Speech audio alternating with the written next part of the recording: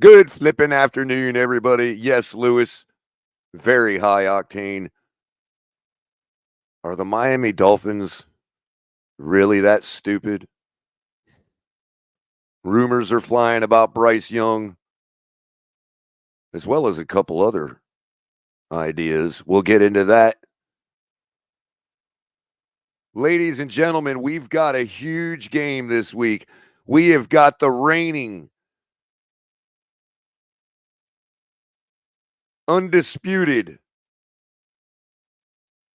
AFC West third place 9-8 team coming in, facing Miami this week in Seattle. We go out there to face them. It's going to be a slobber knocker. I don't know if Skyler Thompson can handle the heat, the pressure. Stay with me. I got some coughing to finish up, and I will be right back.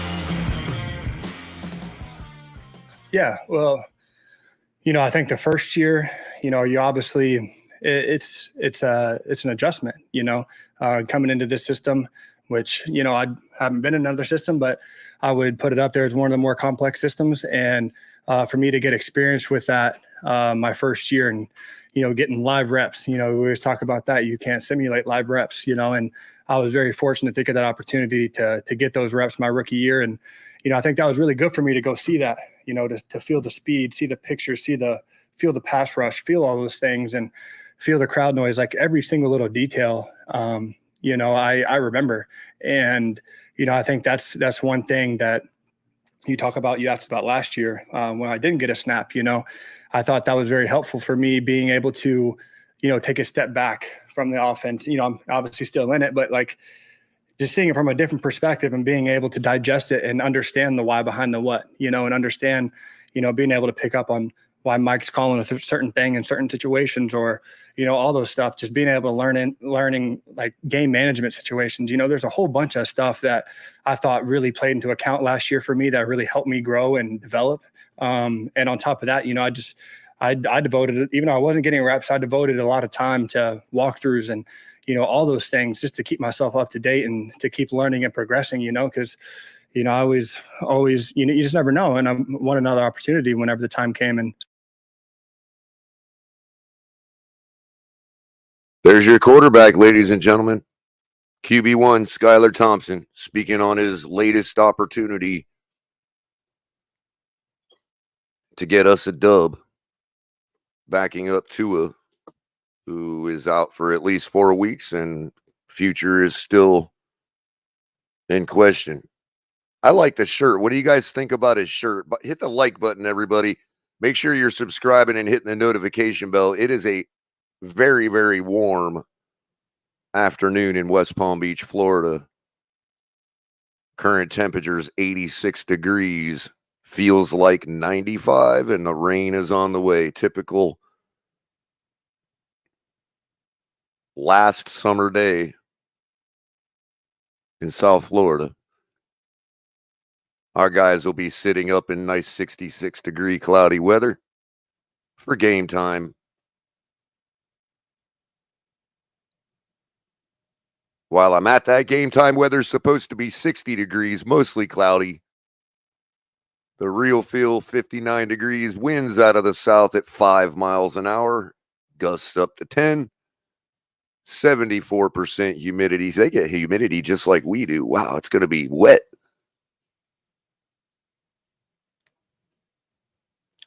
Chance of precipitation, 19%, 0 inches expected, 97% cloud cover.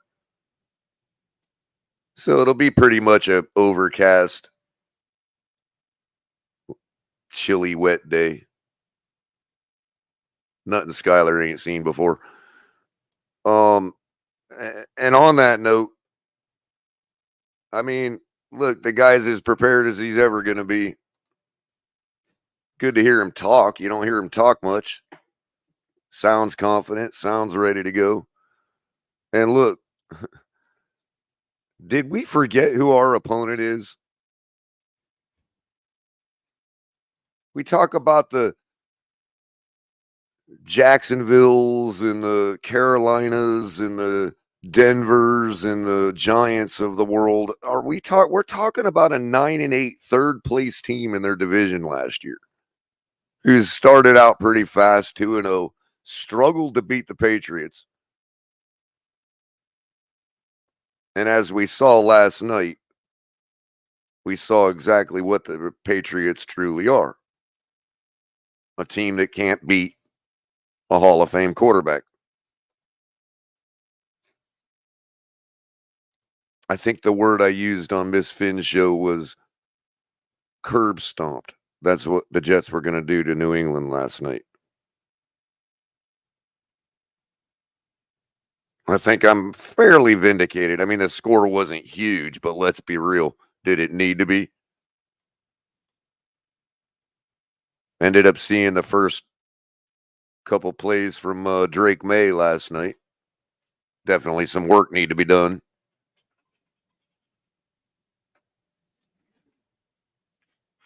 And I figured I'd start, today's show. It's the afternoon. I'm going with afternoon color commentary today because, look, let's face it, I just couldn't get up in time. Most Fridays are going to be like that. Expect afternoon color commentary. I'm still having a cup of coffee, though. Don't think I don't drink my coffee. So for those of you that are expecting a cup of color, we're definitely having a cup of color as well. But man, I had a phone call. I got a phone call this morning. Not just a text, not an email, not a Twitter DM. A bona fide phone call. Culler, I'm about to blow a lid. Calm down. Take a seat, take a breath. What's going on? Who is this, by the way? It was El Capitan. about ran his car off the road, truck, whatever he's driving, because of a tweet put out by a sleeper NFL. One of these sites that's not wrong, but they guess a lot, you know, or not, they can get things right. They're a big player, but they don't actually have real info. They're just the best at guessing.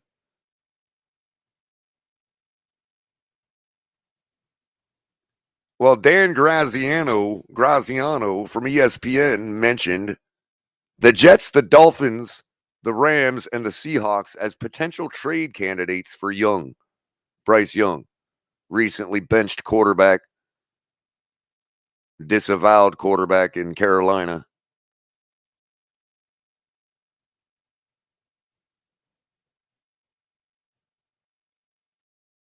And Cap was about to have a conniption. I really thought I was going to have to call 911. I mean, what are we doing here? I got a couple things to say about Bryce Young. Cap might not like a few of them, but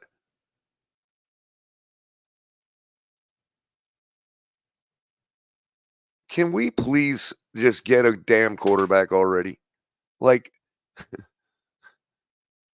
I mean, I'm pretty hopeful for Sunday, but still, it is what it is. Can we just get a damn quarterback already?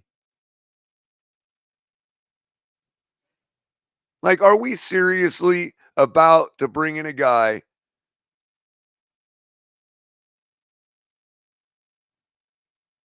whose only attribute is that he stood in the pocket well against our defensive front last year?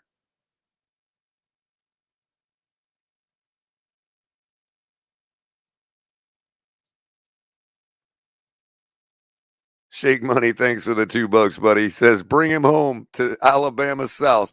That's what I'm beginning to think. These Alabama fans have invaded our fandom, our fan base, wagged their finger at us all, compelled us to like players that we would never even dream of passing with our eye test. And it ain't just Tua.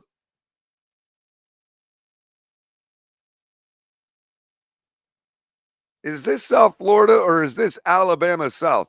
Because what it seems to me is the fact that we're even running this up the flagpole. If they even dare do something like that, then we're basically talking about grabbing a quarterback and hoping for the best in order to placate a bunch of Alabama fans that could potentially be disappointed if Tua doesn't make a return. Oh, we can't lose that almighty dollar now that we have it. So are we destined now to draft and kick the tires on every single Alabama quarterback that ever exists now? Is this really what we're doing?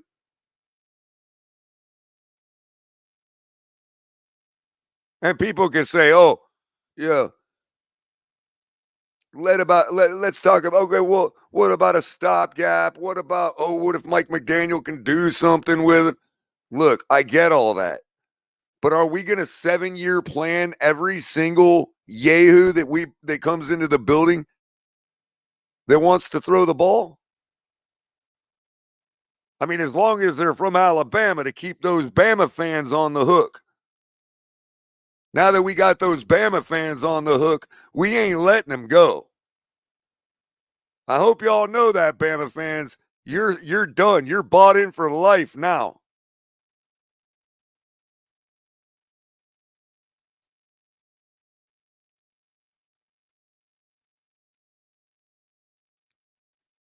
You're lifers. We'll bring in every single Alabama quarterback until Joe Namath is resurrected.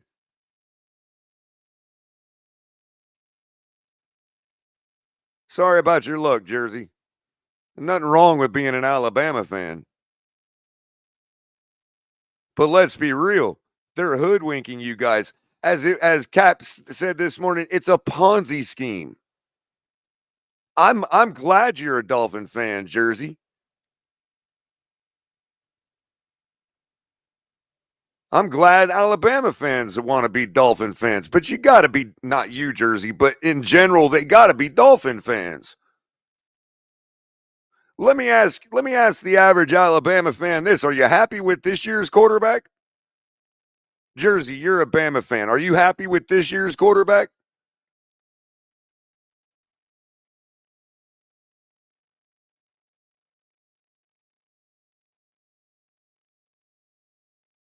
I don't even know who this year's Bama quarterback is.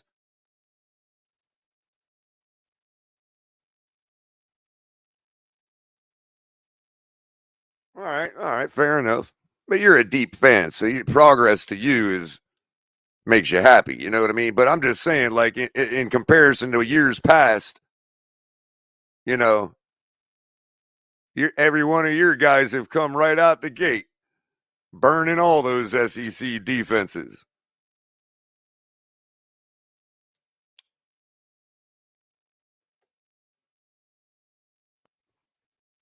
Now, Capitan, before you start getting cooked or getting cooking. Yeah, because I ain't getting cooked. I That's forgot. for damn sure. I heard Lewis was coming by. That's why I said that. I'm sorry. That's a lie. That's cap. Lewis ain't cooking shit.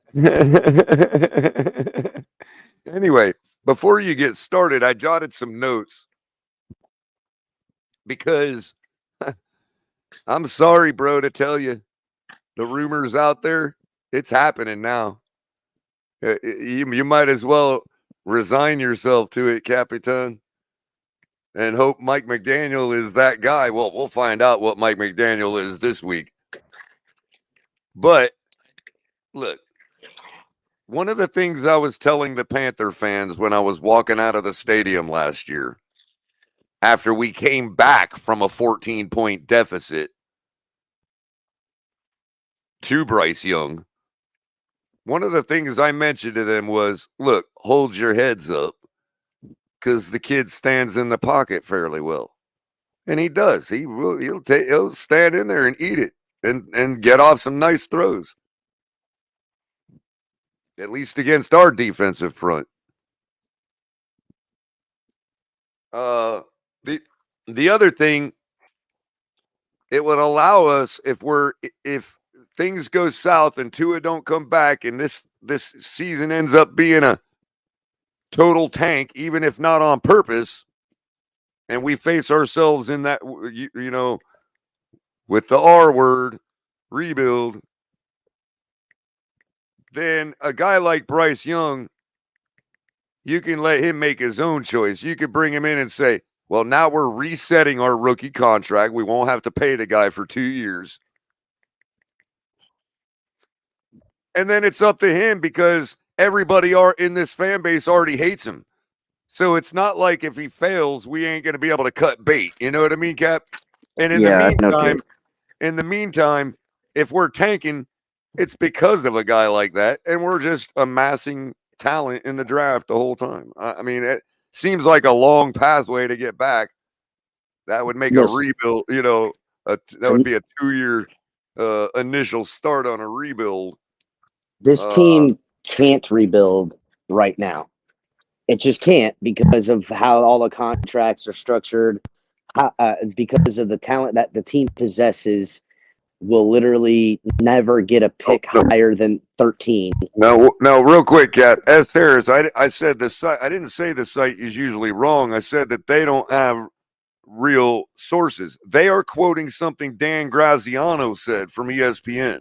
It's Dan Graziano that proposed it, not that sleeper NFL site. Just so we're clearing that up. Go ahead, Cat.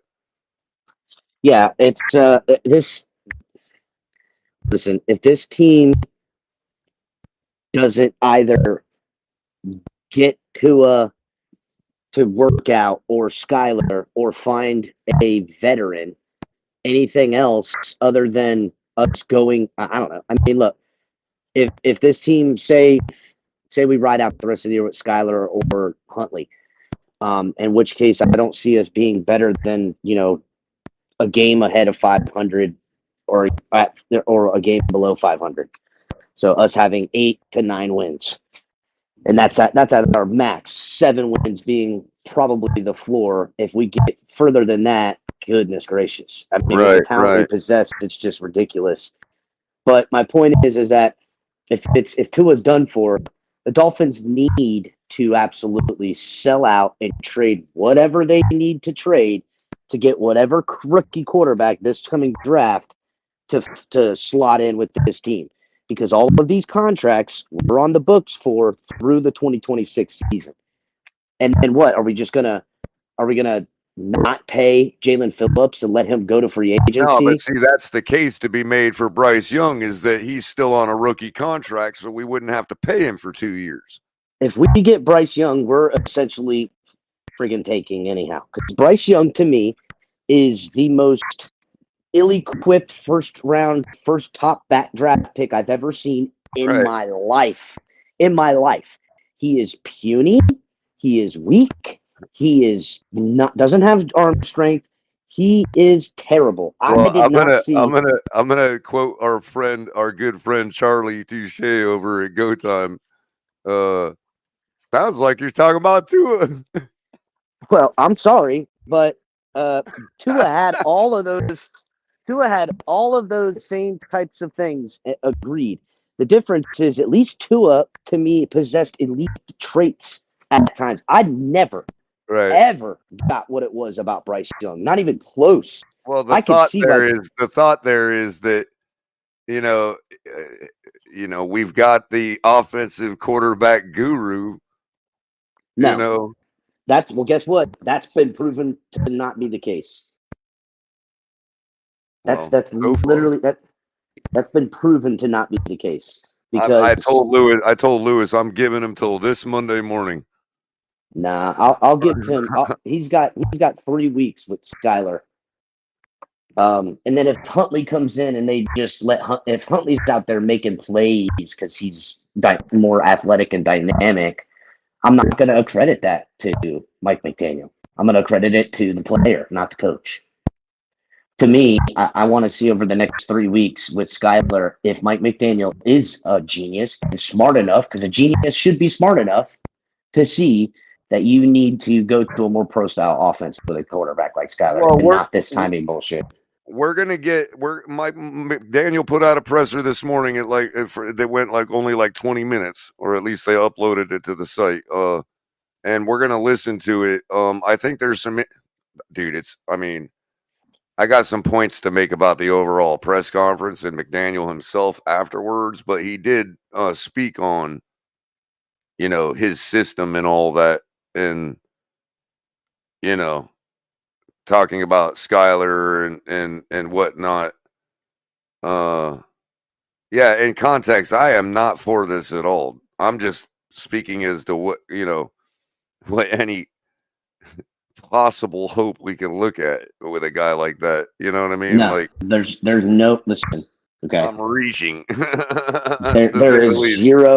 Listen, I would rather roll out a completely compromised concussionable Tua than a fully healthy 1,000,000%. That I would agree with. I would rather let Devon Achane play quarterback than Bryce Young or OBJ. I don't give a shit. Give me any. Braxton Berrios could be a quarterback. We could run Wildcat. We always got the Wildcat. I don't care. Bryce Young, to me, now if the Dolphins, because all this smoke and fire, right? It wouldn't surprise me if Tua ends up not playing at all, and this season comes and we're into the off season, obvious needing a quarterback. It wouldn't shock me in the slightest if coming across the waiver wire a week before the friggin' draft, Dolphins trade their first-round draft pick and some other crap and some weird 3-team trade to get Bryce Young on this team. That would be par for the course. That's the thing, is that there was one person that came out and talked about that 3-way deal would land Bryce Young in Miami, but on that token, for those of us that still believe and want to believe that we're trying to be competitive this year and salvage this season, regardless of what happens with Tua. Okay. Chase Daniel, 14-year NFL veteran Chase Daniel, speaking for the facility on FS1, also speaks for The Athletic, and graduated from Mizzou. Shout out Mizzou. Yeah, He's probably a Skyler fan, by the way. Just to put that out there. I mean, it's right down the road from where Skyler grew up, you know. But anyway, I want to play this real quick. It's on Twitter, but it's Fox, so I'm just going to play the audio. Hopefully we don't get hit for it. Let's see here, because this guy has a way more sensible idea of what let me put this on. Boom. Nope, not that. Boom. Nope, not that. Boom. That. This guy has a way more sensible idea of what a three-way trade, how a three-way trade with Bryce Young involved could benefit Miami. I heard this. I know exactly what you're saying, but go ahead. And I haven't actually heard it all the way through, but I understand what he's talking about. I just wanted him to speak, you know, because it's easier for him to say it than me. Here we go. I'm going to go outside the box. Well, it's really not outside the box, because when I started thinking about this, I think that the Dolphins should not go after Bryce Young. I think the Dolphins should go after Matthew Stafford. Oh, show the graphic, please. Make this make 3-team trade. Okay, Bryce needs to be traded to the Rams for Stafford. Okay, going back to the Dolphins in a 3-team trade. The Rams get Bryce Young, Sean McVay. Okay, they'd have Jimmy G starting for a little bit. You tell me Bryce Young can't be successful in a scheme like Sean McVay's scheme? Absolutely he can. The Panthers get some picks. I don't think it's a first-round pick based on how he's played. I think it's a second-round pick from the Dolphins. I think it's a third-round pick from the Rams. And then the Dolphins get Matthew Stafford. Chase, he just got paid a bunch of money. Take that down. Give him a one shot. He just got paid a Here's bunch the of important money. part. His contract runs through 2020. Yeah. Okay, but guess what? Only after this year, he only has $4 million left on this deal that is guaranteed. So if you are selling high, okay, the Rams are selling high to a consensus top 8, top 10 quarterback, and the Dolphins are getting in exchange an excellent quarterback. I think Matthew is excellent. I played with him in 2020. He can do things with his arm. Like nice. The arm talent you talk about, it's so nice. You still get a few good years left in him. Tua's sit him on the bench for the rest of the year. But the Rams, I thought it was time to blow it up after the Super Bowl. Okay, so the Rams, you get Bryce Young. McVay, do your genius. Like, I understand McVay and Stafford are boys, but at the end of the day, I just think this makes a lot of sense, because it's going to really tell you, if it's even entertained, how serious the Miami Dolphins are about the team that they have. Are they serious about winning? If you're serious about winning, this makes sense. Matthew. God, that was the most important point he made right there, and that's the one I've been trying to hammer. It really depends on how serious we are, bro. All I know, Culler, is that well, first off, I want to say, Von Joe, I'm on my headset. I'm at work, so that's why I don't sound as usually as good as I do.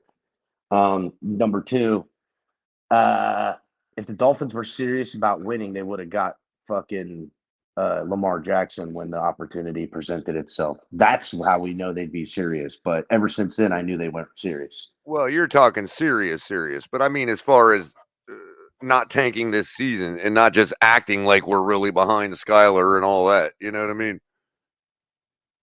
Yeah, no, look, I mean, listen.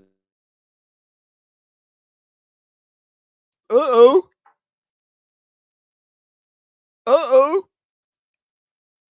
Do I pull it out or do I leave it in? Looks like we lost El Capitan. I need to get that soundbite for technical difficulties, you know. Yeah, I still don't hear you, Cap.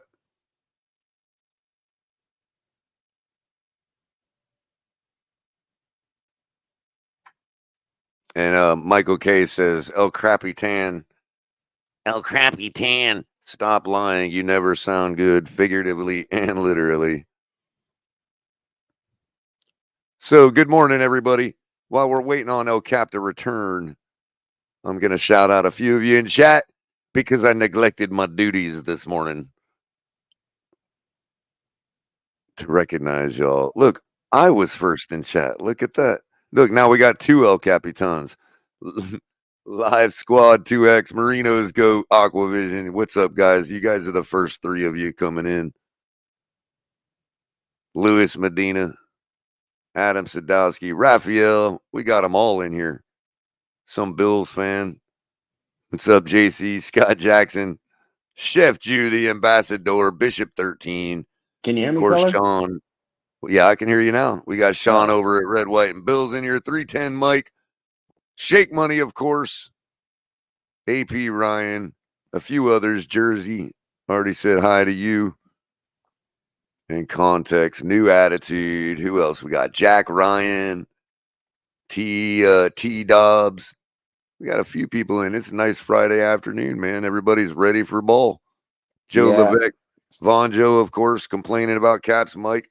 Von Joe, you ever heard your mic, bro? Yeah, Just Von asking, Joe. just asking for a friend. Los Yeah, Fanaticos. So Culler, I'm going like this, right? And I get it. S. Harris, along with others, they don't like Lamar for some reason. But whatever. Okay. He was never really gonna leave. Okay. He was only on the trading block for no reason. Okay. Now, Here's that the may deal. be true, but trust me, if the money was right, he would have left. I don't know. Maybe coming back home to Florida, Right. Pompano kid, maybe, I don't know. Just a shot in the dark. I know his mom on her IG live was like, I would love if my son played back home in Florida. And I'm pretty sure that's his fucking manager, but hey, what do I know? I don't know. I don't know anybody down in South Florida that told me differently. That's for sure. I don't know. Anyhow, to me, this team getting serious about winning. I told you this the other day. It seems like a Ponzi scheme that it's a what was the other thing I used as it timeshare, right? Yeah, It, timeshare. Yeah. it's a timeshare. You go there, you pay all year. You go and have a quick little vacation with all these limitations, and they schmooze you and you do all this stuff, and then you purchase. You And get to now see a you're win against the Panthers. Yeah, you get to have like this extravagant, nice time, but you can only do it randomly when it's a nightmare, bro. It's a Right. nightmare for Right. us fans. You can't get out of it. You've bought into the price of a full house for a hotel The you're the renting other guests 2 always weekends leave a the year. place like trash when when Yeah. it's your turn. You get there and it's all trashed. Yep. It's a nightmare, and it sucks because this team that we possess on paper, and you could say on paper, the only reason it looks great on paper is because those players on paper are great and have had success, whether it was with us or their previous teams or college teams. And so it makes sense why they're all here. What's happening? Why isn't it working? To me, it comes down to coaching, comes down to mentality, and it comes down to a demand to be great. And that's pretty much, the problem. And if they're going to just flounder at the quarterback position, we're going to watch us waste all this money, waste all this time, and be right back to where we started, where we were Ryan Tannehill, Miami Dolphins, middling around 500 every year. And that's the fate of this organization until somebody gets serious about changing the culture of it. The problem is the last guy who seemed to be serious about changing the culture of it, Brian Flores, they ran him up out of town. I'd argue Charles Clay. I'm just kidding. Because the last coach we had trying to get serious about changing a culture around here, that's not fitting with the way we're supposed to act in 2020, 2024. We're supposed to be, sensitive. I don't understand where sensitivity comes into football, but I'm not saying people are treating NFL athletes as if they're children playing a Pop Warner game. These at the NFL level, it ceases to be a game and it is a career, a job. And at your job, for your career, is anyone babying you? I'm asking, does anyone get babied at their job? I'm not saying that they don't have people that help them at work. I'm not saying that there isn't some team stuff. But is anyone, when you're failing at your job, gonna be like, hey, get and now, okay, so if you fail, no one's gonna jump down your throat, right? But if you're a failure at your job, what happens is you get called to the boss, you get fired, you get bitched at, you get in trouble. That's the way the world works, but not with the Miami Dolphins. We make excuses for failure. We make excuses for shortcomings. We blame us and things that have nothing to do with the failure Glad you on brought other that people. I'm glad you brought that example up, Cap, because I was thinking about it this morning. Like, and I'll ask this. What I was thinking about asking the audience is, like, imagine at your job, if one of your coworkers calls out sick for the week, does it change the way you do your job? Listen, I've got people that go on vacation around here, much less sick. I have to pick up the slack Does- for them. Now, But that's not a does problem because I'm a everybody else team. sit around when those people are out, Cap, and go, "Oh my God, what are we gonna do?" Mental health is a real issue in today's society, and I don't think I Well, could go. And everybody pats them on that. It's okay. You don't have to perform this week because we got trash at quarterback, so you're all right. Well, look, we'll just tank. We'll mental just health, rebuild. You mental know, health and all that stuff is huge in the workplace these days. And I'm fine with it. I'm here for it. Right. And I'm here to be, a good person to people and a team player. Someone's out of town, they need help watching their houses. I'm there. The thing is that I'm not going to feel so much like a team player if I'm out sick or if I'm on vacation and no one takes care of my stuff, right? And that's the difference. This team isn't operating as a team, and we're going to find out how much they'll operate. Because if they jump two for Skyler, that'll show me this is a real team. If they just come out flat-footed, when Zach Sealer came out and said we're taking the East, did when the camera stopped rolling, did he say, "Long as Tua don't get hurt"? ugh, You know what I mean? Like, that's the problem with these fans, bro. Again, this goes down to the fans, to me, because we keep accepting whatever BS lie they give us about their shortcomings, rather than saying, don't tell me this nonsense, because it don't matter. What matters is the result, not the process. Jalen Phillips, fuck y'all's process. I don't give a shit about that. I care about the result. And I'm not. well, he did come out and clarify what he was trying to do by posting that, but at the same time, I still, it's like time and place. You know what I mean? Again, he, with that post, is doing what I see a lot of people do. I hurl insults into the ether, and you dive out in front of them and say, "Don't treat me that way." It's like, dude, I Right. wasn't even talking to you. You can't talk like that. It's like, you can't tell me what I can't talk. If you want to shut me up, come do it. Come find out how you can shut me up. And that's the thing. This team wants to shut me up. This team wants to shut fans up. Go win a Super Bowl. I'll shut up. I'll shut up. Right. I'll shut up. When you walk away, I go back to talking. The other thing is the amount of engagement that the Dolphins are getting on social media And mainstream media, Culler. Mainstream. from us bickering back and forth every time we get a win and then a loss and then a win and then a good team. Oh no, we get a loss. You know what I mean? Don't forget the mean, mainstream media love that they get. Can the Dolphins, Tua Tagovailoa, blah blah. Let's not act like Tua isn't and wasn't an absolute superstar when we got him.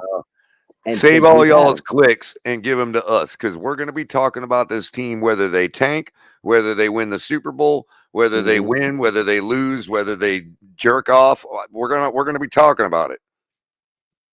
So save your clicks for us instead of with all that bullshit hamster wheel that they got y'all on everywhere else. Nah, they're gonna give all their clicks to fucking Mike Florio, who's stealing all my takes and your takes. They're gonna give them to, what's the other guy's name? That's Well, been Mike stealing my Florio takes? is actually like me. He's about 50-50 that this whole thing with Tua don't end up him never coming back. you know. Well, yeah, because he heard us talk about it, Color. That's why he's like that. Oh, of course. Who else is the other one? The other guy that everybody in this fan base. Oh, Cowherd takes him every now and then. Yes, they're going to give all their clicks to Cowherd and give all their clicks to fucking Mike Florio. And then on the opposite side, they're going to give their clicks to people who are going to sit here and play patty cake and lie to them in their And Stephen face. A., who wants to make the Tua issue something to march about. You know what I mean? Yep, that's what they want to give those people clicks, and the people out here that are going to lie to them and pat them on the butt and tell them everything's okay. They're happy to give those people. People are going to not lie to you and not disrespect you and not freaking give you a ration of bullshit. They don't like that. They don't like reality. JC, the Billiken fan, says, breaking news, Dan Orlovsky to the Dolphins. I mean, look, at this point, bro, he's the one that talked a good game all off season. Put your money where your mouth is, Dan. Dolphin fans would be excited about it because they quote this guy like he knows something about something. And I mean, in production, have we, in totality of production, is it any different than we've gotten in the last 20 years? Dan Orlovsky and Chris Sims, identical careers in as far as what they produced. Except Chris Sims has actually an excuse that, I almost lost my life. That's why I had to quit. Orlovsky don't have that excuse. Yet, one is chosen over the other. Well, guess what, Dan? You think it's so easy. You think that Tua is doing, and only you and Tua can do this whole thing. Well, then come here and do it. Come here and back up Tua. Back up your boy Mike McDaniel and his system. Speaking of Mike McDaniel, let me drop out, Color. I'll be back. Sure thing, man. All right. We're gonna get into Mike McDaniel. Hit the like button. I am ordering you to hit the like button. You have to follow it. It's a lawful order.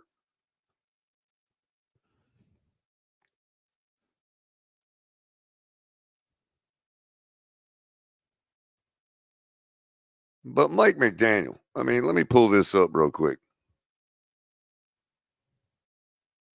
It's about 20 minutes long.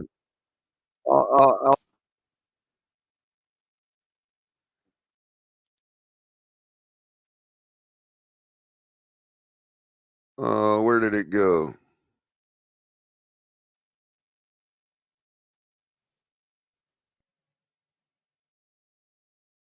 Oh, I like that one. We'll watch that one too. That's a little more positive. All right, where's this dang media availability? I just watched it earlier. I'm going to go to my history. They can't hide it from me. I got it right here in my history. All right. I don't know. What do you know, Mike? All right.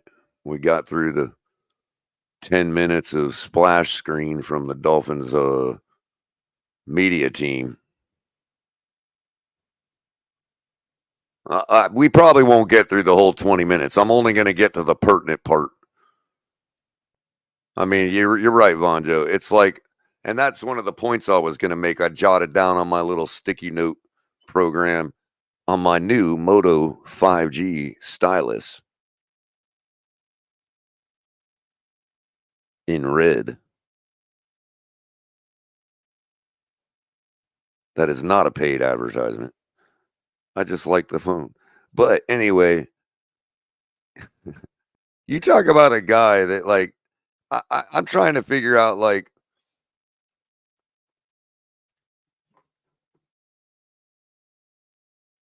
does this guy ever really say anything? What did I write here?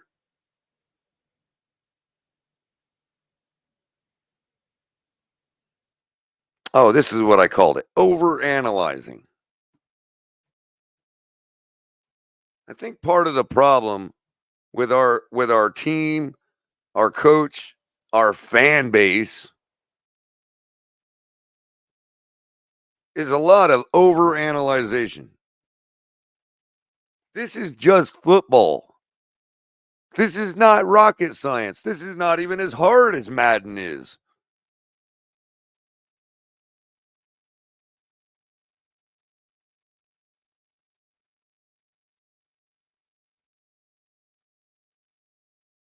I mean, the overanalyzation of what has to be done with what we got to win a football game is just out the window. And we just get put to sleep and we get hypnotized by this guy. It's really amazing to me. Maybe I will run it in maybe 1.5 speed. I don't know. 2 speed is too quick for me. But maybe I'll go 1.5 speed. We'll see how it plays out. Let me get that on full screen.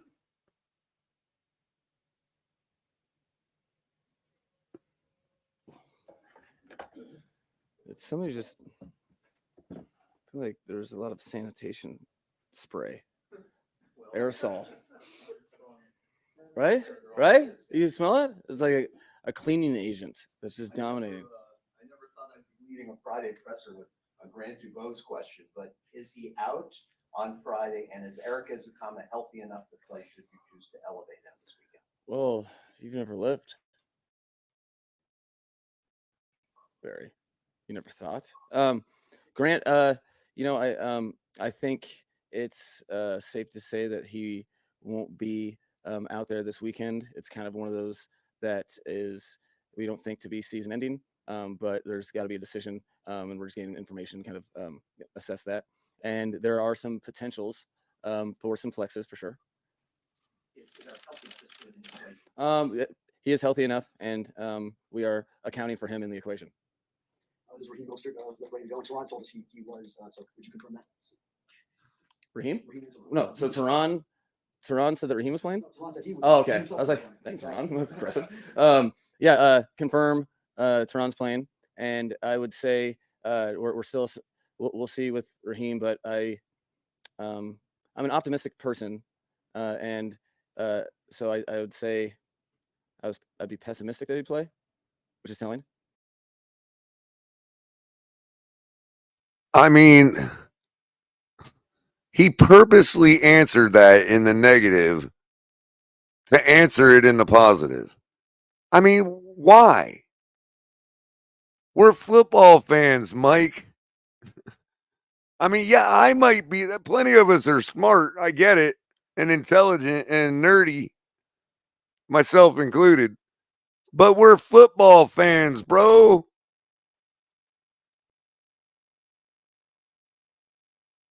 He says, I'm an overly optimistic person. So I'm saying I'm very pessimistic. So that's telling. That's what he said.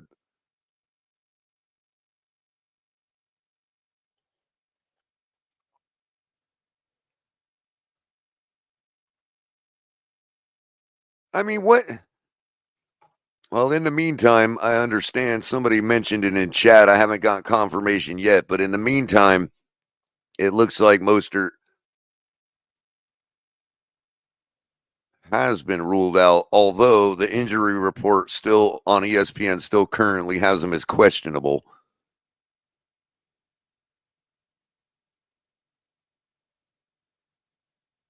As well as Malik Washington, Teron Armstead, and Grant Dubose. Now, he just mentioned Dubose won't play, and Teron Armstead is probably a go. But, like, why can't he just answer a dang question? But I can't rule it out. With the Giants, they lose their kicker early in the game and have to go to their punter and then try 2-point conversions. Doesn't work out. What kind of contingency plans do you guys have in scenarios like that? The question was, the Giants lost their kicker, and we're in a pickle. What kind of contingency plan do you have for that? Because I guess we're in fear of losing our kicker all of a sudden. First of all, what a completely irrelevant question. Secondly, I think he gives it still an interesting answer here. Because number one, it sheds some light on why we keep Jake Bailey around. And number two, I'll get to that when he gets there.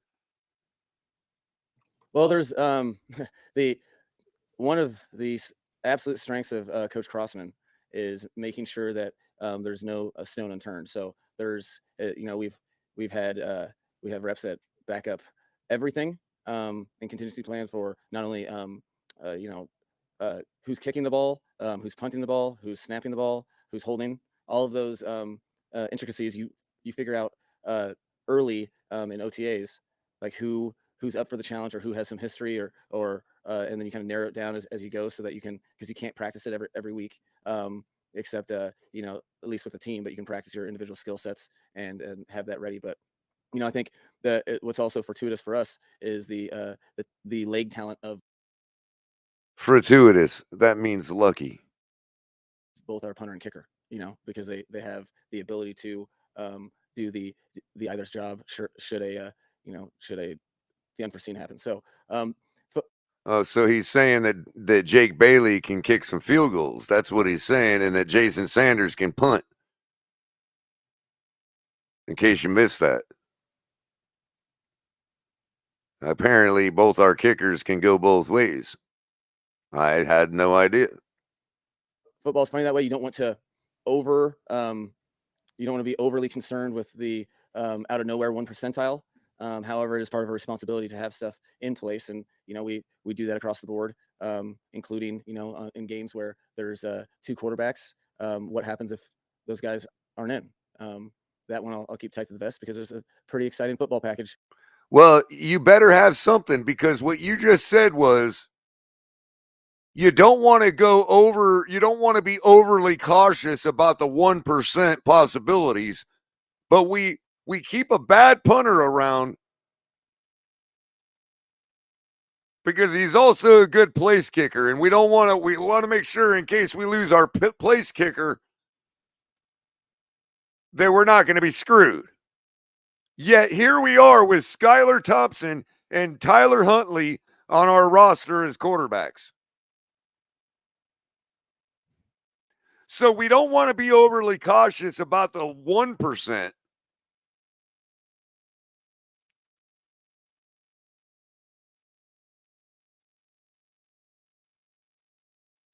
Shouldn't we be overly cautious about the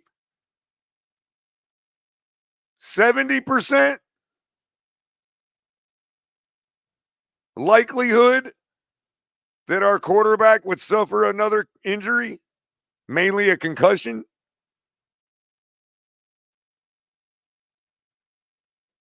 I mean, look, you could look at it 2 ways. You could say, oh my God, we're fucked.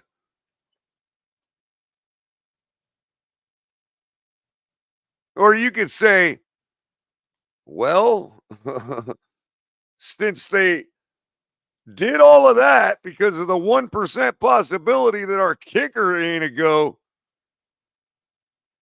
I'd like to believe that his belief in Skyler Thompson is real, given that maybe 70% was a little high, but I think we can all agree that the likelihood of our quarterback getting concussed again was definitely more than 1%.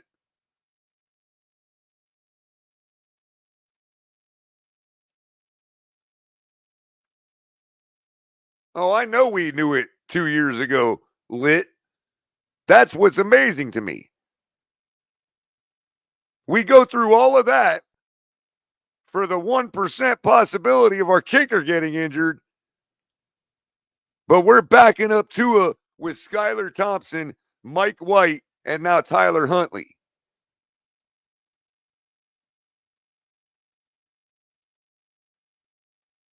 Yeah, AP Ryan, I did pump it up to 1.5 speed. I was going to say it's kind of actually nice listening to him at 1.5 speed. Makes it look like he's a true Miamian. Toot toot.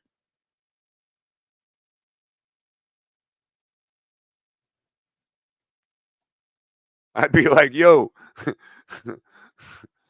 what street did you drive down this morning, Mike? Or you get it delivered? No, I got it going at 1.5 speed. Here we go. Yeah, so I'll let him continue with this answer because it goes on for about 45 more minutes, even at 1.5 speed. No, I'm kidding. It don't go that long. Behind the second quarterback, generally, and but you have to assess everything that way because it's kind of our job. Curiosity if Bailey ended Oh, I do want to point out he did say that the contingency plan for his backup quarterbacks he's going to keep close to his chest. So, maybe we are looking at being a little pleasantly surprised this weekend. I don't know. I'm still keeping my expectations low, not because I didn't witness Skyler play well against the Buffalo Bills in a playoff game in his rookie season in their house, but because I'm not sure if a guy like him can replicate that performance.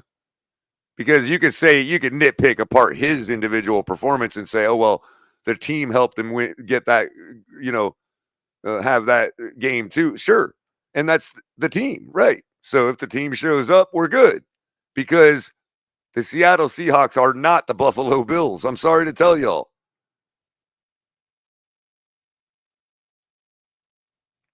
I would highly recommend, well, I should say, at least for myself, I took what now the line is 4.5.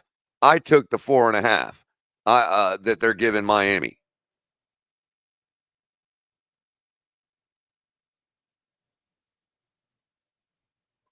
Now, I had us losing this game even with Tua because, again, it's hard to overcome the likes of Jacksonville, Buffalo. Let's say we had Tua, we fought out both those wins, 1-1, doesn't matter.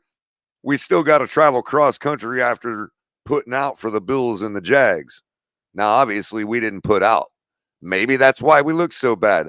I don't know. But the excuses are starting to pile up, and the excuses are starting to point to one of two possibilities. Either we're going to get absolutely dog walked in Seattle on Sunday, or we're going to be pleasantly surprised.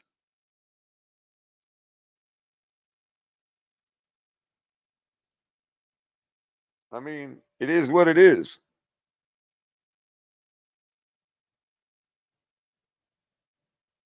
If Skyler can replicate how he played against Buffalo, and the rest of our team steps up their game just a little bit, Waddle, Tyreek,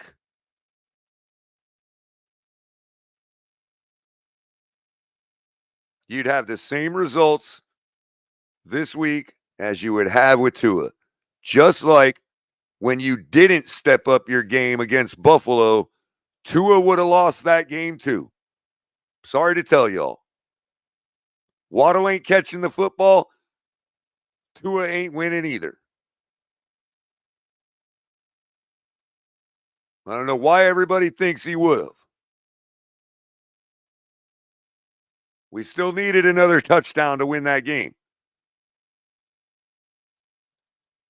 If Waddle drops those footballs, Tyreek drops his, Gesicki drops his, Tua don't win that game either. Just like Skyler wouldn't have won Thursday night.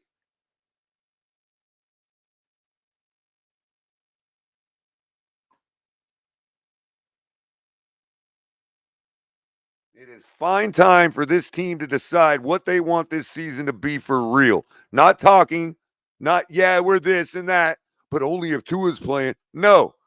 This team needs to decide what the hell they want to do with this season and let us all know Sunday.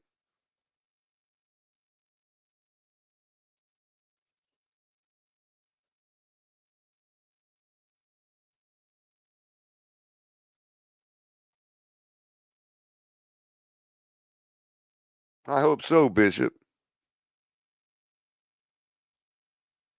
I hope so.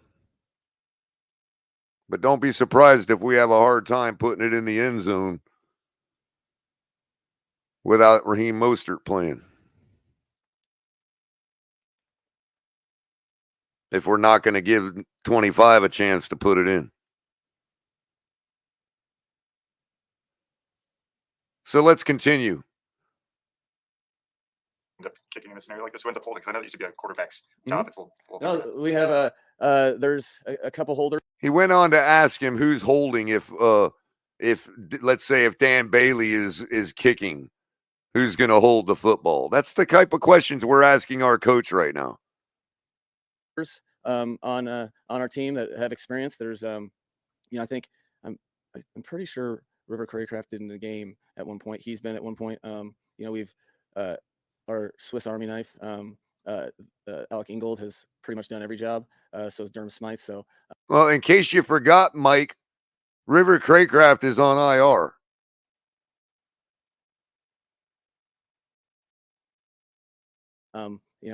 we have contingencies on the contingency. So we have a lot of depth at holder. Mike, a question about We have a lot of depth at holder. Skyler out, I'm sure it's not quarterback. Hey, man, we got a lot of depth at holder, man. I think we're good, bro. I think we're good. Quarterback, man, I don't know, bro. How much do you really need a quarterback in this league, man? I mean, let's be real here. Some of them to do a little bit more, especially the guys who got contract extensions or restructured. Do you have to talk to them about, just chill out in the game, we'll come to you, or how do you handle that? Well, I think the question was, have you talked to your players about not trying not to overperform and get out in front of their skis because they're trying to do extra to help Skyler or whatever else? That was the question. This team in particular really follows through with the hope you have as a coach, where anytime anyone goes down, especially a gigantic contributor and or the starting quarterback, the mindset is not to do anything but uplift the team by doing whatever has to be done and doing that collectively. So I think I would be disappointed if I was on a team that wasn't like that.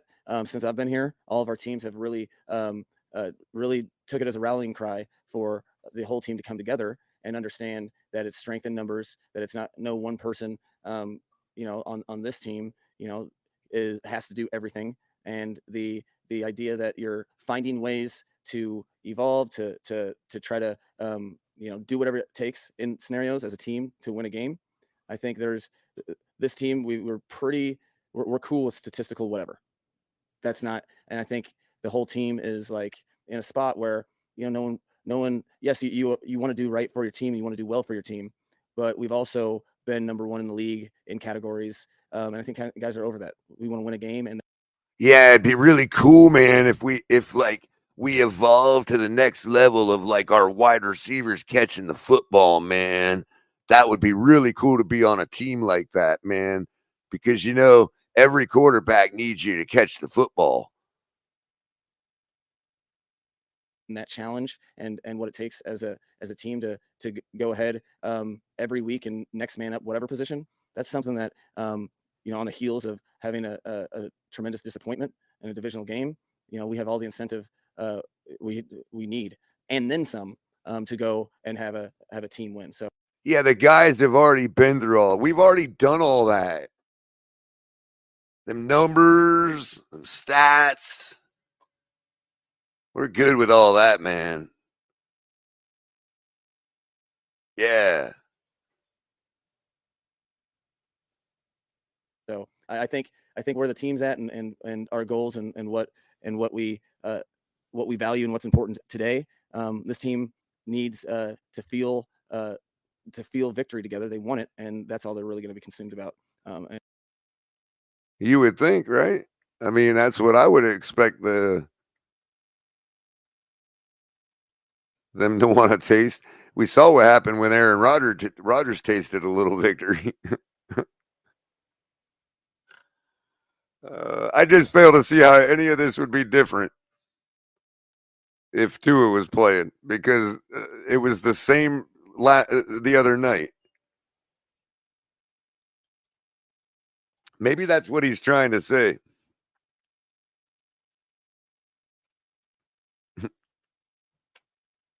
Oh, wow. Anyway, this is the part I think is really cool, really funny. And I'm not really worried about anything else. The one player. No, it's he's done a good job. I feel pretty good about his progress. I'm not sure. That's one that we have a high opinion. Malik has done such a good job being a pro, and we know we can count on him. Oh wait, that's about Malik. Never mind. We're making sure that we're not going to put him in harm's way. He's done some good things this week, so we're just kind of measuring the risk reward because he's trending the right way, and if he's we're gonna make sure he's not. We're gonna make sure we don't put him in harm's way. Hey, Skyler, don't do what Tua does, man. Don't throw him into a linebacker. He's either playing under the expectation that we're not going to risk anything, or he just missed the op by maybe a day or so. In which case, that I'll be pretty confident next week. So, however it plays out, happy with the fact that he hasn't regressed during the week, and that he's he is. You want to talk about attacking? There's a lot of guys that we talk about that really do everything to get back on the field, and you have a rookie that it's within days, man, hours even. I mean, it could come down to minutes. Otherwise, it's next week, guys. Sorry. However you proportion it, whether it's just his internal motivation or watching his professional peers and his veterans, how they go about doing that type of stuff, and how many players we have that will do. It's kind of like when you're baking something and the package says, 26 minutes. Some packages will be like 25 to 30 minutes, and you'll come across one that's like 26 minutes, and you're like, what happens if I cook it 26 minutes and 42 seconds? Does it self-destruct or something? I mean, how do they know? Like, think about it. In cooking, like, it's cooking. It's 24 minutes. It's still cooking in that heat, 400-degree heat. Boy, it's baking. 25 minutes, 25 minutes, 32 seconds. Like, at what point is it actually cooked? Is it exactly 26 minutes?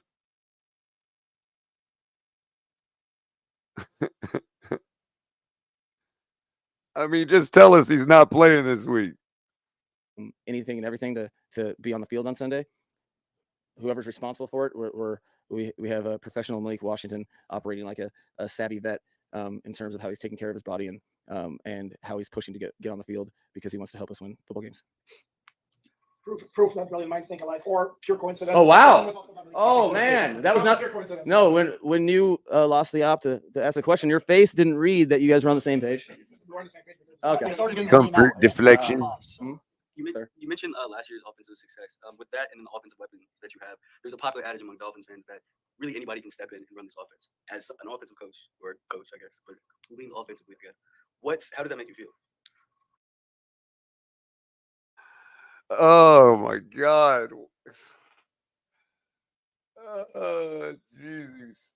He says the question was, there's a popular opinion by the Dolphin fans that any old buddy can step into this offense and run it. Of course, he pointed out the weaponry that we have and that,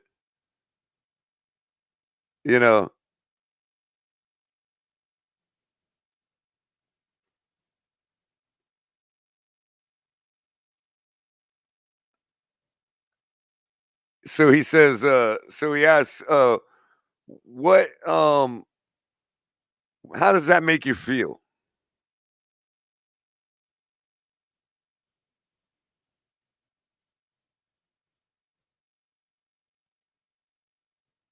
How does it make you feel that it's a popular opinion that anybody can step into this offense and run it?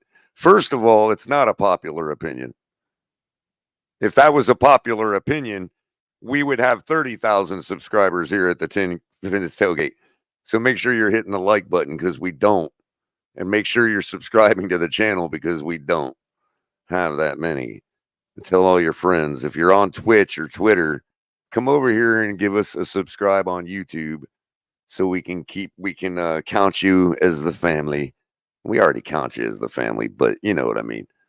Donate to the channel if you want to. There are many ways to do it. The super chats are live.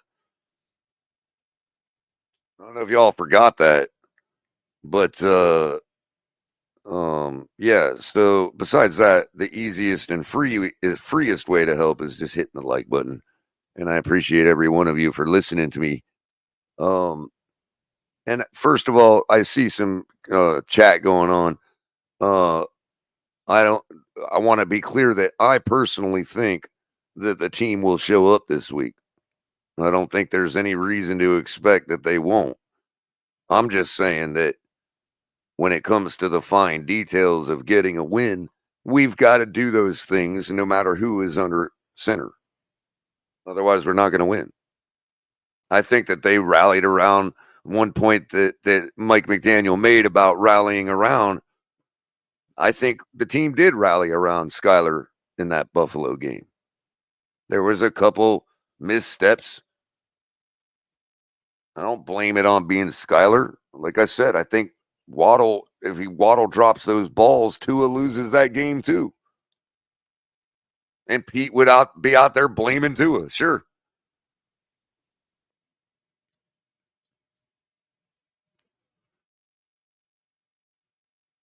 If the team don't show up for Skyler, that ain't Tua's fault. I put the blame squarely on the gentleman you're looking at on my screen right now.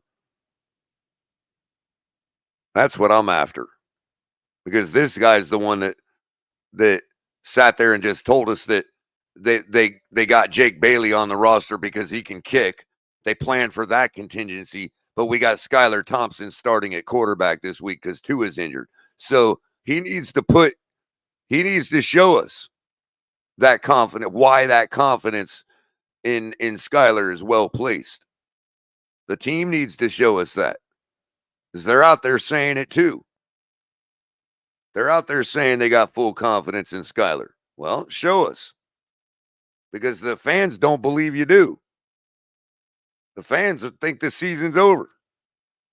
The fans think the Seattle Seahawks are like the Kansas City Chiefs or something. So does everybody else. By the way, the money line is down to plus 180 now for the Dolphins. It started at 240. So the bettors are starting to come around and realize that this ain't as big a task as people are making it out to be, as long as we show up for our damn team, our quarterback.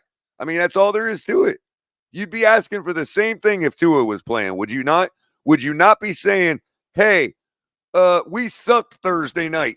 Can we improve for Tua? Before the Buffalo game, we were ranked 8th. We dropped to 20th. But that's still only 3% lower than 15th.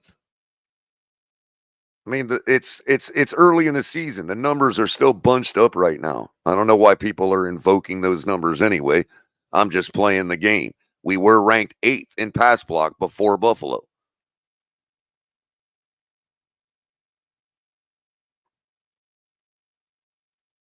I watched it update in real time last week.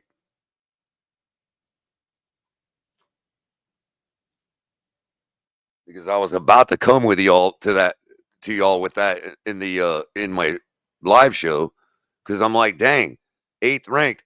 And then before the show started, the page got updated with the results from last week, and we had dropped to 20th.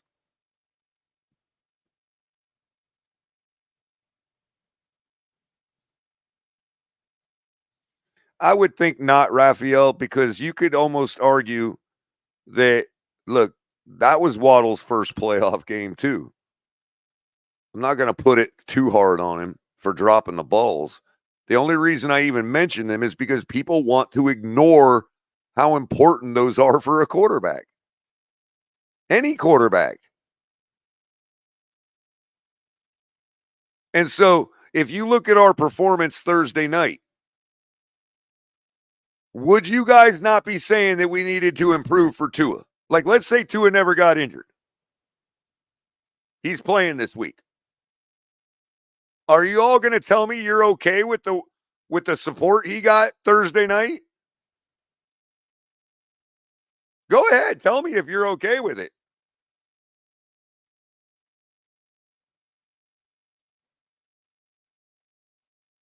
I'm not saying he had a game or it wasn't his fault or he isn't culpable, but tell me, would you be comfortable with this team the way they performed Thursday night if Tua was our quarterback this week? Yes or no?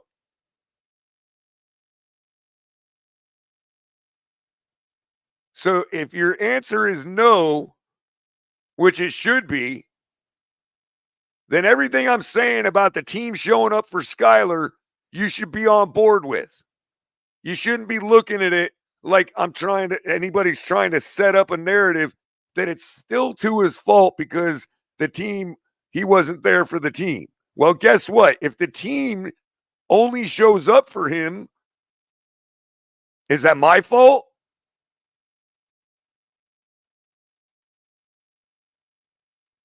And if you're saying it's not Tua's fault,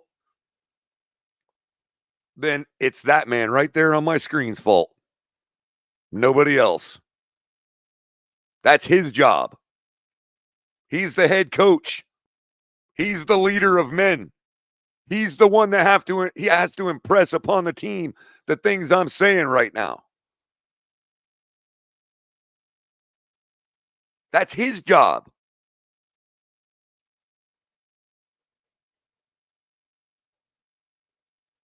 We had a coach here that was 1-7 and looked the team in the eye and said, it's time to turn it up.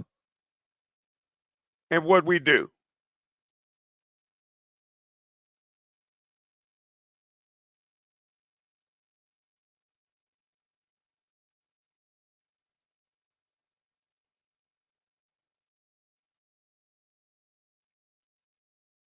AB says if Skyler struggles, Huntley can bring a different dimension in the next couple of weeks. Absolutely. I fully understand the Huntley move. People have asked, I saw a question again. Shout out to Go Time. Make sure you're subscribed to Go Time Dolphins. They're keeping it on lockdown for our friends across the pond. Kadeem, Charlie, great dudes. And somebody had asked them this morning, why did we bring in a guy that's not a pocket passer? If that's the type of quarterback we kind of use in this system. And I thought, I think it was Charlie that answered. I thought his answer was great. Look, first of all, who said that we only made this system for a pocket passer and couldn't use a mobile quarterback? And secondly, anybody you bring in, if it's not Jimmy Garoppolo, is going to have a large learning curve. I mean, you heard Skyler say it in the opening about the complexity of the offense.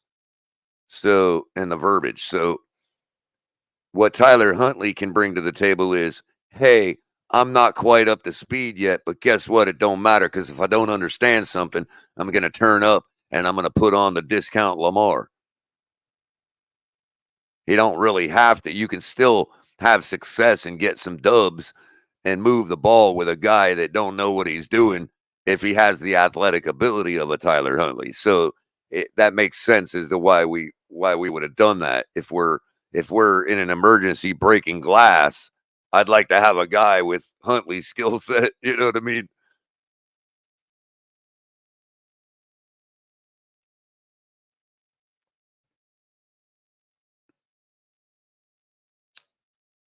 I think just 1 year, Timothy, Huntley signed for. And I the question of whether Tua is coming back, I'm still 50-50 on, but I'm giving my analysis on as if he is, or at least somebody that's considered to be a winner like him. You know what I mean? Like if we go outside the box and do a Stafford trade or something. I'm the realist in me knows that we're likely burning the house down. Okay.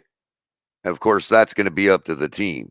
That's what I keep saying. It's up to them at this point, whether we burn the house down or not.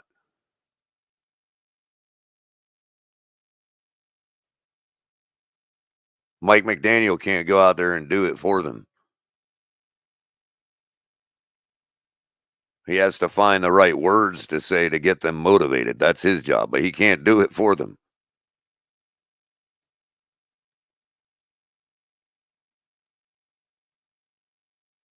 So,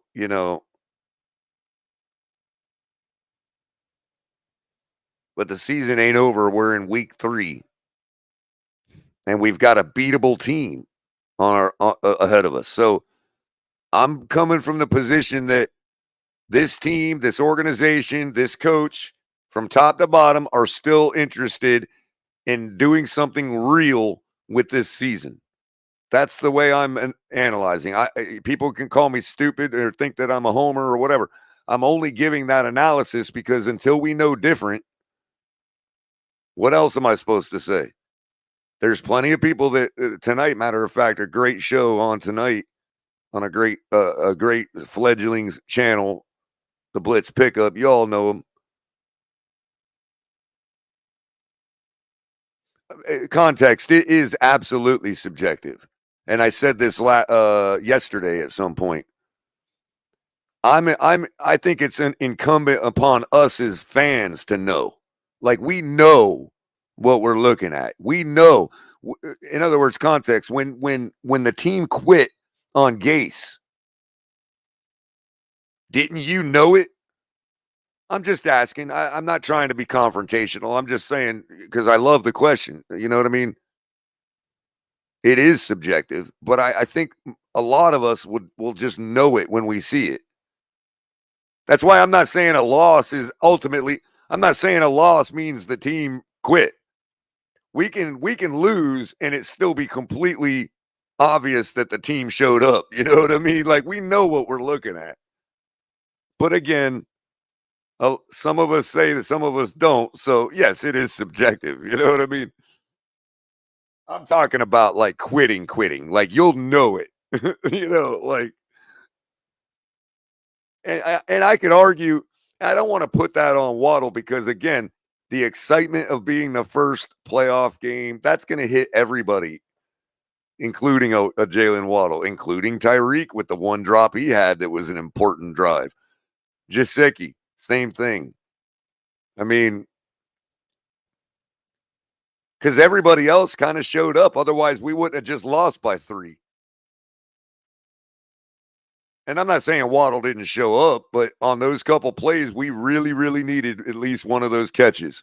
Skyler really needed one of those. I was doing the math the other day. It's like, if you factor in the Gesicki drop and just one of Waddle's, and Skyler has over 300 yards in that game. And we're not able to say, oh, look how trashy it was. EM's not able to say, worst rated performance in history. You know what I mean? Because EM's right to point that out. But I just don't think those stats would be that if we just got 1 or 2 more catches from our stars. Same thing with Tua. Look, the Buffalo game we lost last year, the Kansas City game would not have looked near as bad had Tyreek caught a couple more, had Tyreek been the superstar he's supposed to be and caught a couple more. You know, it is absolutely a team sport when it comes to those nuances. I'm just screaming it out loud because people have accused me of not pointing out that people don't excuse Tua for that. Well, first of all, I'm not trying to excuse Skyler. There's plenty of other things he could have done to overcome those drops. But he was also a 7th round rookie when he's playing in that game, as he pointed out in the opening of the show. That was then. This is now. And even then was a decent performance. Decent. Not nothing to write home about. But we got the Seattle Seahawks. All we need is decent. if our team is the team we believe it to be.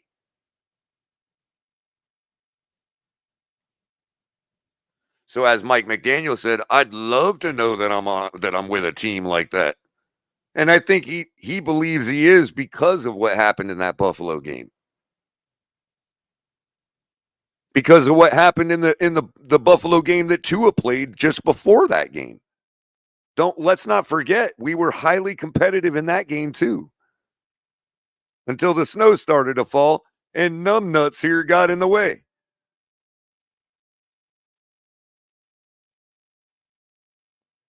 Thinking his quarterback is the type that can play in that kind of snow. No, I don't think it's any shade to have kept running the ball there. Good morning, Lewis. Or afternoon, I'm sorry. I'm a little, you know me, bro. It's always morning down here. Absolutely. Culler, forget about this damn sorry ass interview with McDaniel. About 20 some minutes ago on Twitter, Barry Jackson reported something that is just disgusting. And this is why I think this team is soft. And this is why I think the NFL stepped in and told Tua he's not playing. And this is why we will never beat the upper echelon teams. Well, let's take a right turn off the road for a second. I'll put this on the back burner because I do want to get to what he says about his system, which I think is really hilarious. I've been here on the show, so and you know I'm solo today, so I haven't been able to keep up with the live updates. What's this business about now?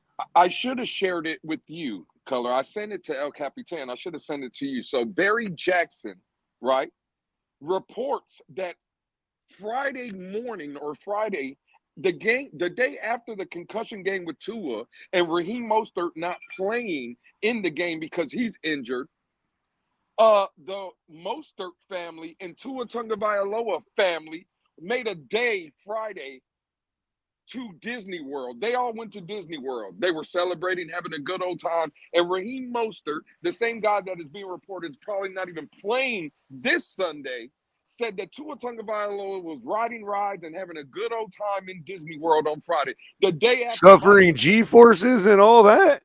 Mind you, Culler, this is coming off a 31-10 ass whooping from the Buffalo Bills, your bully. And you mean to tell me the very next day you're taking your happy ass to Disney World to celebrate? Bro, well, first of all, doesn't that take away a little bit when the Super Bowl champion yells out, "I'm going to Disney World"? Doesn't that kind of take away from that a little bit? Well, they say Barry Jackson says it was some kind of Disney event that they went to, but they made a day of it. The Mostert family and Tagovailoa family. What I don't understand, why are you going to Disney World if you just you couldn't finish the game because you had a concussion and you couldn't even play in the game because you're injured, but you're in Disney World? Do you think the Buffalo Bills players Culler went to Disney World after the game? Well, wait a minute, question here. Was Skyler with him? It did not say anything about Skyler.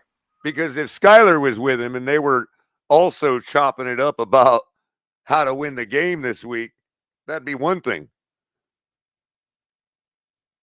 The last report I got was that Tua was highly interested in working intricately with Skyler to help his game. That's what I read.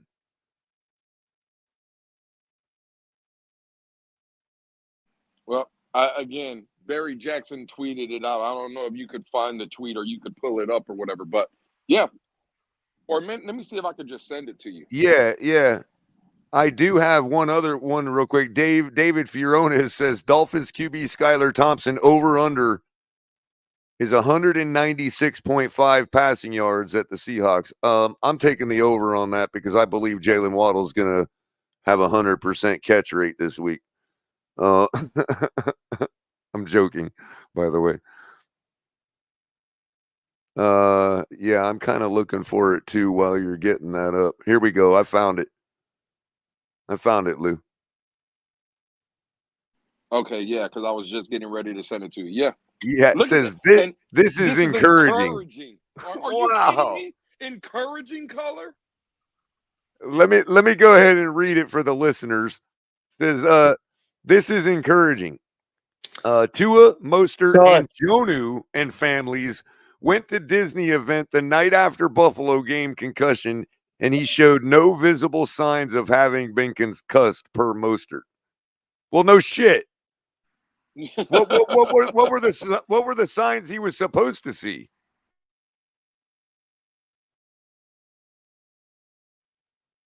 So there you have it, ladies and gentlemen. Our players, after getting their butts whooped 31-10, are at Disney World. Congratulations. As far as your wits go, you could be ready to play again within an hour after that type of concussion. What symptoms was Mostert supposed to see? So, according to reports, after the game, wait, real quick, Ali. So Mostert is the doctor now? Well, it's adding evidence to what you're saying, Color, is what I'm trying to tell you. So after the game, when the players came back into the locker room, Tua was already up and ready to play and, slapping hands with people and all that stuff. That got reported already. So he was ready to play right after the game was over. I do agree with Lewis, though. This team is fucking soft, bro. I don't see any grit. I don't see any determination. Nothing from this team. It is very sad. I'm very distraught about it, to be honest. It's very disturbing that we have players that rather care about their clothesline and going to Disney World than they do about the fucking game. Shit. If I was Tua, I wouldn't be slapping hands and all hyped up and everything after a loss. I'd be pissed. I'd be throwing shit around, sitting myself at home, trying to figure out what went wrong and how to fix it. Bro, how is that not cucking the fans, bro? You wouldn't be going to Disney World, Ali? Is that what you're saying? No, fuck no, I wouldn't be going to Disney World. Lewis, it's the middle of the season. Most of these teams got their guys on curfews and shit. Oh, bro. Shit. Here goes Cap. Oh, shit. Bro, I'm checking my text. I see that. I dropped my phone in absolute fucking fury. This fucking team. Who the fuck? Are you fucking kidding me? You know what? Listen, okay? If I've ever played for a coach that would allow failure to be rewarded, I quit that fucking team. I quit that team. I'm pretty sure this all right, this is the beginning of the end of the Mike McDaniel football team. He obviously is not respected. He obviously is not feared. He's obviously has no control over this team. And for guys like Jalen Ramsey, or maybe he's okay with this. I don't know. Maybe the whole fucking team's okay. If I was on that football team, I'd be like, are you kidding me? These guys are going out on vacation. First of all, Raheem Mostert hurt. What the hell are you doing at Disneyland? Second of all, Tua concussed. What the hell are you doing at Disneyland? Was he on any rides? Did Tua go on any rides? No, hold on. Just to clarify, hold on. I listen, I am mad at the team, but I'm not going to let the slander and the lies get crossed here. What Barry Jackson reported is that he was at a Disney on Ice event. That doesn't mean he was riding rides. He was watching a show probably with his kids. But I asked the question. I didn't say he was. No, but I'm trying to answer it before everybody starts going down that route. Motherfucker, the only show Pete's going to go down that route anyway, Ollie. Listen. Only fucking show that any of them fucks need to be doing is PT. Fucking getting some fucking medical help show. I agree with you. I don't disagree, bro. I don't disagree that part of it. Now, but I will say this, though. I'm gonna bring up the other conspiracy theory that we talked about on this very show with El Cap and everybody there. Even Lewis was there, right? Does Tua Tagovailoa want to even be here? We talked about it before he signed. We talked about it before he signed the contract. Why did the contract take that long only to be uneventful? He didn't get the real money that we thought he would get, right? This is kind of a team-friendly deal. Why did he take it? It makes me wonder, maybe he didn't really want to be here. He was trying to find a way out. Maybe this is his way out. I'm sorry. If you're not 100% focused, if you're not 100% focused on this team, living, breathing, football, NFL, the fucking season, the Bills, the Patriots, the Jets, all the fucking teams you have to go after, right, in this season. If you're not 100% focused, I'll tell you what, I'll pack your bags myself. Get the fuck out of my team right now. Listen, well, Ali, I've asked that question several times over the past couple years. I've actually postulated the idea that Tua may just hate Miami and never wanted to be here. No, I don't give a fuck about none of what that is, because the bottom line is the team. We have a football team run by the fucking team. That's it. They talk about a players league. Well, look no further than the fucking Dolphins. The Dolphins are the players league team because ain't nobody. The fucking inmates are running the asylum in this bitch. Right. Because if you feel like you deserve a fucking Disney show on ice, first of all, you can't go see. I can't see straight. I'm glad I'm not driving. Well, real quick, Cap. Number one, Ali. I get what you're saying about not riding the rides and all that. Okay, but the average person in a country full of 400 million people, when they hear Disney World, that's what they're going to hear. Okay. I completely understand, but I just wanted to clarify. Let me land real quick. So, secondly, on that part about Disney on Ice, when they come out and say, "Oh no, it was a Disney on Ice event," so we can then turn around and be like, "Oh, you mean like the Buffalo game was for us?" Okay, I see your point there. To me, you know what? Let's just. I mean, that's what our team is. Disney on Ice. We're a big show. Because on Disney on Ice, I at least get what I know what I'm buying and paying for, and I get that. This, I can't even listen. You guys know me. I'm good at talking. I can't even get the fucking words out how fucking pissed I am at this whole fucking shit show they've got down in Miami right now.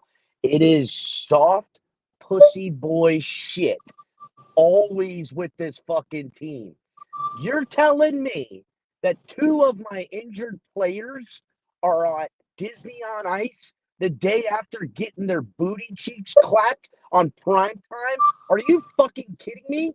I would respect someone who would drown himself in a bottle of whiskey and sadness and fucking a dark room somewhere way more before I'd fucking deal with this shit. Are you fucking kidding me? And Jose, don't go there, bro. Don't go there. The kids wouldn't have been punished if they didn't go to Disney on Ice. These kids are millionaires. They could have paid. They could have paid Disney on Ice to come to their damn house. Goddamn right, Culler. You're also, telling me Disney Culler, on Ice is only on Fridays during football season? Fuck out of here. These Culler, I'm gonna world. disagree. I'm gonna disagree. We're not Disney on Ice because Disney on Ice at least ends with a happy ending, and there's no happy endings with this. Yeah, right. I can't take it, boys. This team, I'll tell you what.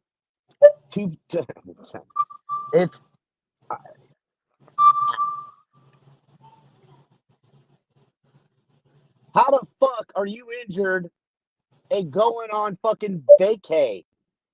Like, what the fuck, bro? Like, isn't that Bro, just it's the middle of the season, man. Like, disrespectful to the rest of the team? Again, I'm just thinking about if I was on the team, I would be so fucking. All right, I'll tell you what. If they would have clapped fucking they would have beat the dog shit out of fucking Buffalo, celebrating on Disney on Ice would have been nice. This fan base is full of I want my ice cream before I eat my supper. This fucking team is full of I deserve this, not because I earned it, but because I feel like I deserve it. This fucking thing, and rightfully so. This is what you get when you And don't who make the goes to quarterback. Disney on Ice in September? William, I'll bitch about his off day when they don't deserve no goddamn off days. I don't think They it don't was an deserve off it. day. Their whole Was fucking it? life seems to be off days. Yeah, Mike McDaniel said that they get like the day after the game is really an off day. Really, I Oh. don't give a flying fuck. I know That's how you Mike don't. I was McDaniel feel. talking to Culler, but Fuck, sorry. Still Mike though, McDaniel still allowed us. though, who goes to Disney on Ice in September? That's all I'm wondering. If I was a millionaire and wanted to treat my kids, I would take them to the Manhattan showing at Times Square or whatever on Bro. Christmas Eve. That's what I would be Bro. taking them to. Again, I feel like we're getting off topic. The reality is these are two injured players. I'm just trying to find other that things to pick on them aren't for. helping the team. It's like take this. You know what this is? It's taking a sick day from work, leaving everybody at your job to And take going care to of the your bar. shit and going to the bar or going to Vegas. You know, it's a and fucking dirty then move. seeing your boss there. Yeah, that's the problem right now. There is no fucking boss. It ain't the owner, it ain't the coach, it ain't the GM, and it ain't the fans. Motherfuckers certainly are ain't out the here fans. running fucking wild. And these fans, it's his off day. He deserves a rest. He's a good little boy. You're a bitch, dog. Get the fuck up out of this fan base with your bitch ass shit. Get the fuck up out of here. I am sick of these pussy Dolphin fans, bro. It's y'all's fault why we got a fucking bitch of a team that is underperforming. That's it. It's your fault because you're co-signing, rubber stamping, bitch activity. But this fucking team is soft. It's soft. It's a soft team. I bet you these bitches got fucking ice skates in their fucking lockers. God damn. Wow. What the fuck, bro? And they'll be like, oh, well, you think you could do something. Bro, I ain't a pro football player. But I promise you ain't nobody bitching me up on nothing. That's for goddamn sure. Yes, ABAB. It's the fucking fans' Yeah, fault. because we accept it. Because if not Actually, accepted, you know they what? You know applaud what? it. El They don't Cap, accept you know what? it, they applaud it. El Cap, now that I think about it, right? I heard from all these different people around the league, right? Around the league. Also, CNN had a thing on Tua today talking about how he really needs to look at his future, right? And you go Maybe look that's at what he's you doing look at out there. Maybe that's what he's doing out there, Ali. well, Looking at his future as a future ice skater. You know, he's got some tights and a little, tight well, little dreads going to spin I'm getting to around. that. I'm getting to that. Hold on a That's what second. I'm getting to that's what that. his uniform So looks like. all of the, you got all these people saying that, oh, I've reached out to Tua, I haven't heard back. You had Nick Saban saying that I've reached out to him, but I haven't heard back, but he may be busy. I heard what's his name? The linebacker from the Chargers that had the whole catfishing scheme thing happened to him, right? That guy who calls Tua's dad uncle, right? He even said I reached out to him. I haven't heard back from him, but I've talked to his dad and everything like that. No wonder you can't reach him. He's at fucking an ice skating event for Disney. That's why. He's not taking this seriously, bro. No, and I don't know how to tell this guy that he needs to take this so seriously, because the next time this happens, guess what? You might not wake up to go to Disney World. Yeah, maybe that's the urgency. I may not be able to do this after my career. My bitch can't wake up and go to Disney now. Listen, again, it's not them going to Disney on ice. It's not them I'm just spending time saying. with their family. I get it. The problem is that these athletes are so fucking entitled because they're so fucking coddled after being paid millions and extensions and all of the things we give them as fans in an organization, that after fucking failure and injury, they feel entitled for a vacation. Get the fuck up out of here, bro. Get the fuck up out of here.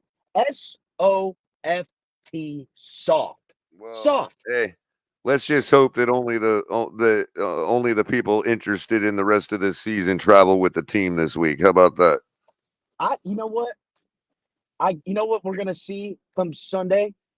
We'll see Raheem and Tua on the sideline eating fucking sunflower seeds, giggling like a bunch of fucking schoolgirls, win or loss. Whether we're getting our asses waxed or getting actually, you know what?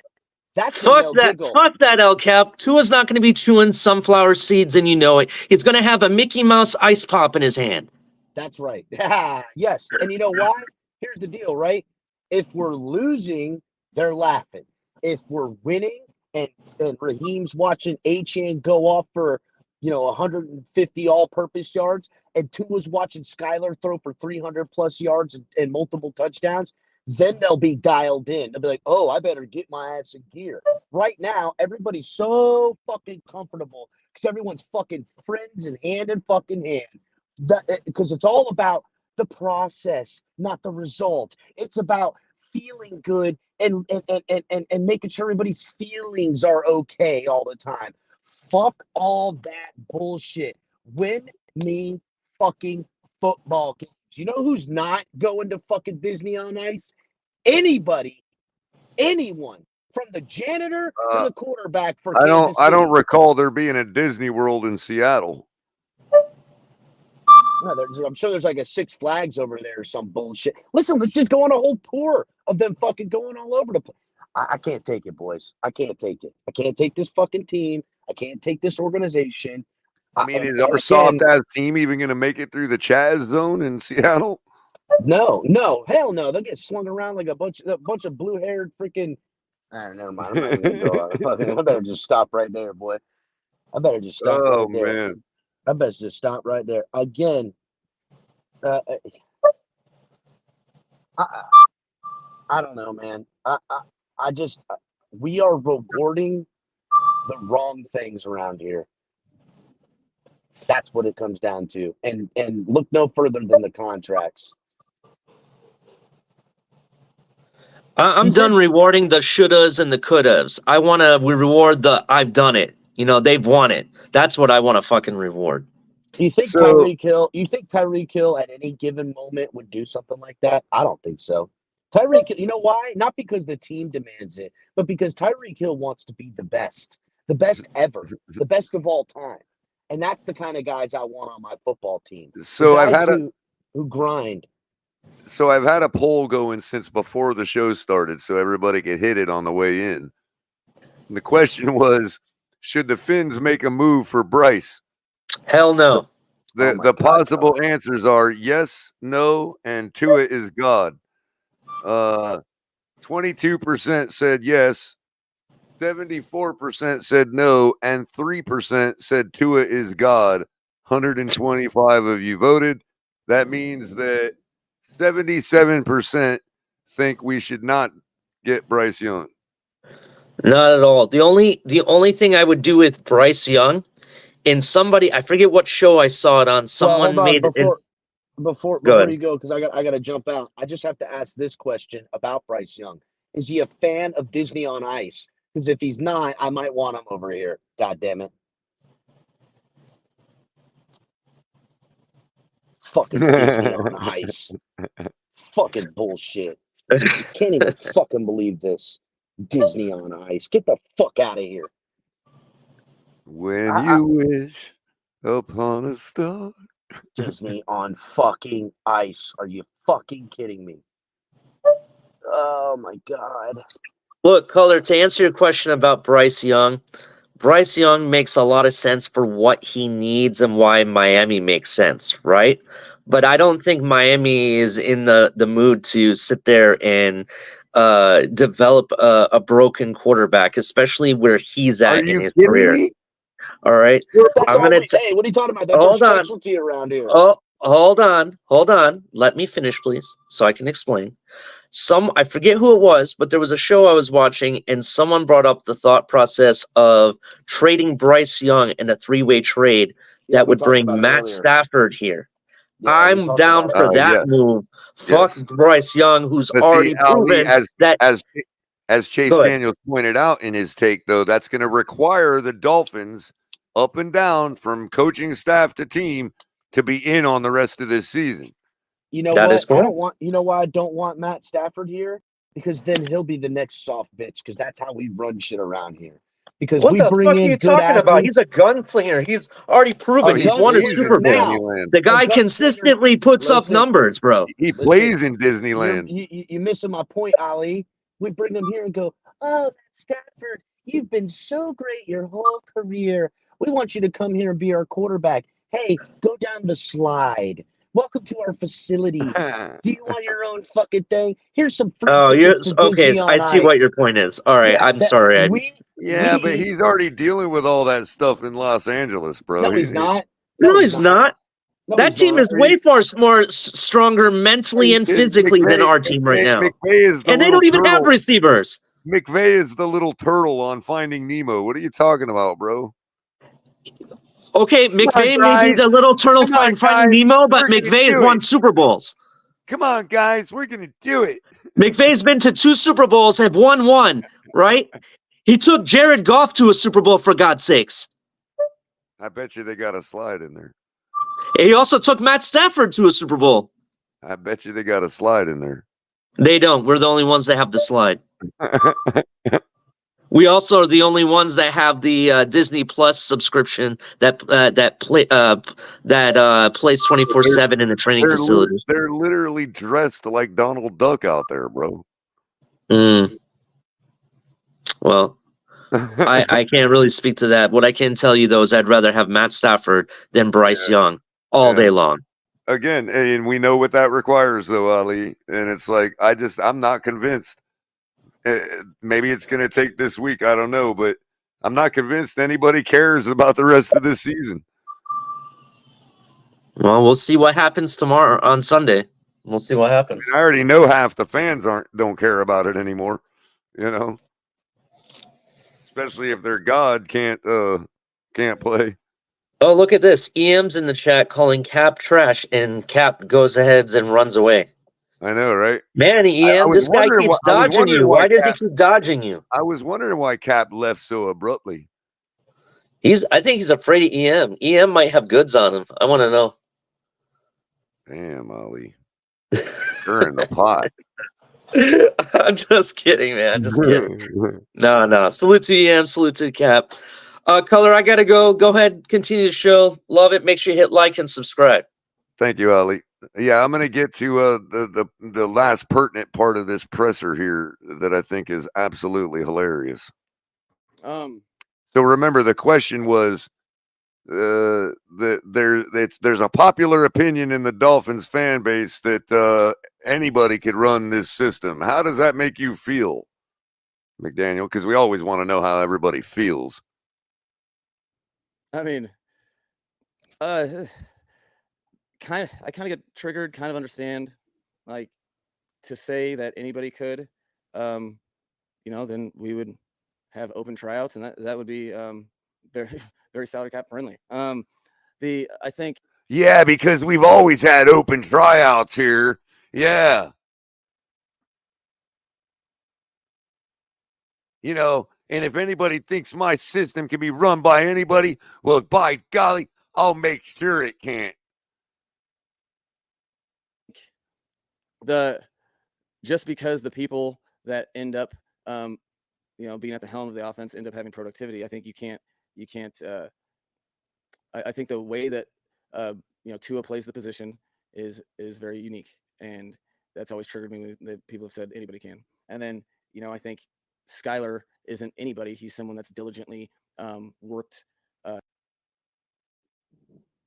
What's unique?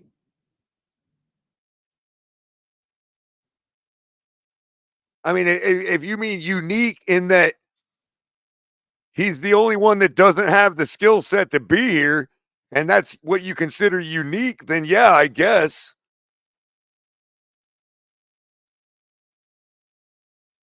Behind the scenes and right next to Tua for this going on his 3rd year, and his ability to execute anything within the system is to his credit. And we try to do a good job matching what players' talents are to our talents as a football team. And in that we do have some playmakers. A lot of people have playmakers, and how do you best utilize ours? Well, you have to play it in a certain rhythm and timing that you can only do if you can see defense. And that's a very, very important stipulation, is you are throwing to offensive players, and not everyone, even at the NFL level, is capable of seeing defense and throwing to the holes in it, as opposed to just staring at the offensive eligible and throwing it to them. In a league that is very pass defensive oriented, with a lot of quarterback vision and quarterback intentions by defenders in their zones, reading and melting towards the vision of the quarterback, it's becoming more and more of a necessary skill set that not everybody has, and the only way that we're able to get our guys the ball and not just have catch tackles is Tua's ability, and then Skyler shares an ability in a similar way of being able to anticipate and play with timing and throw guys open so they can catch and run. And this dude is completely terrified to be seen to criticize Tua in any way. He's terrified. Listen to him. He's crediting Tua with all of this stuff that he never does. All of our guys are getting tackled as soon as they catch the ball, for the most part, unless it's like a completely scripted play that, the ball gets there. He acts like Tua's out there throwing the ball to the open field and this and that. And seeing defenses, now you could say reading defenses, maybe. Okay, you're better at evaluating that than me. Seeing the defense, and we are able to do that because of Tua's ability?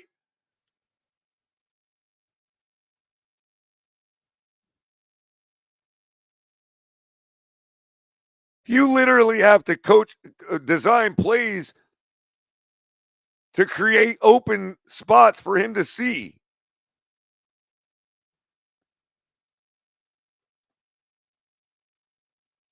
And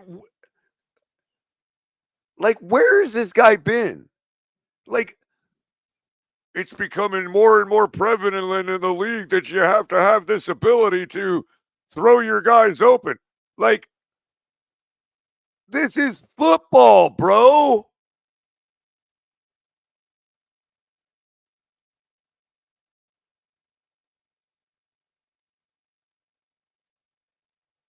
First of all, we already know everything of what you're saying.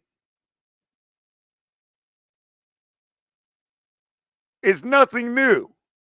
If you think that that's new in the NFL, then I would ask, what the hell you been doing your whole career?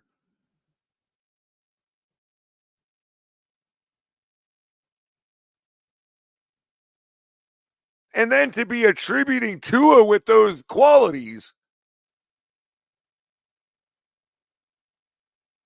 bro, I'm just going to say it.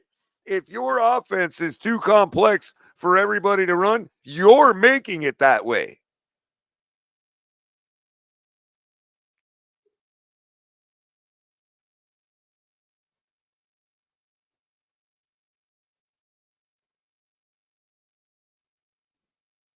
Couple more short, quick statements, and I'm going to get Crypto's opinion on this. How's it going, Crypto? So, no. I would say from my vantage point, being in the offense for 20 years, that the statement that anybody can run it is false. But what do I Mic check. He says, so from my 20 years experience, do I think anybody can run it? I would have to say no. But what do I know? First of all, your little trick of what do I know ain't going to work on nobody, because there's definitely smarter heads than you in this NFL. Okay? You don't know nothing.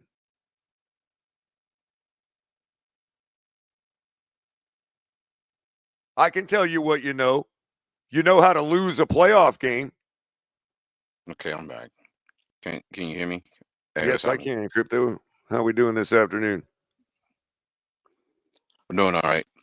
And secondly, you run a West Coast system that's tailored to the attributes of your current players. Okay, that is nothing new either. If whatever you've done to that West Coast system makes it impossible for just anybody to run, that's your problem. That's a terrible system. Right. I can say he. And secondly,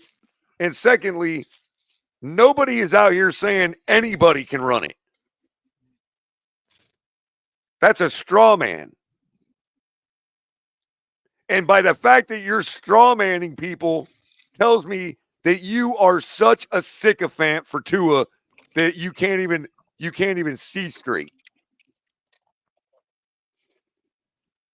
Because nobody's saying anybody can run it. I have said, with the talent we have on this team, you should be able to devise a system for anybody to be successful, including Donald Duck. But I didn't say anybody could run this system. First of all, a lot of quarterbacks don't want to. And to that point, Culler, just because Donald Duck can run it doesn't mean that Mickey Mouse can run it. Well, that was a different context. Again, I was talking about being able to devise a system with this talent around Donald Duck. I get it. Right. Successful. But he's talking about but we're out here saying that they'll extrapolate it as Donald Duck being anybody. Right. Right. But they'll extrapolate that as saying Donald Duck means anybody. That's why I added the Mickey Mouse context. His precious little system that he's devised in his own head for 20 years, not anybody can run it. Well, nobody said anybody.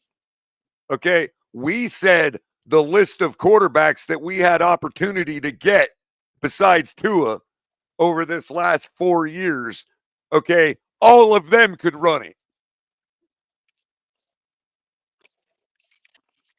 If you think Skyler Thompson can run it after sitting next to Tua for 3 years, like you just got done saying, then yes, anybody can run it. Unless you're lying. Or unless he's saying Skyler is going to have a totally different offense now. He's not running West Coast no more. Hey, double check Culler and see if we still running the West Coast Can offense. he run Tua's wrinkle? No, he's not Tua. Nobody's saying that, Mike. So get off your high horse already about your stinking little system, because so far it hasn't produced anything.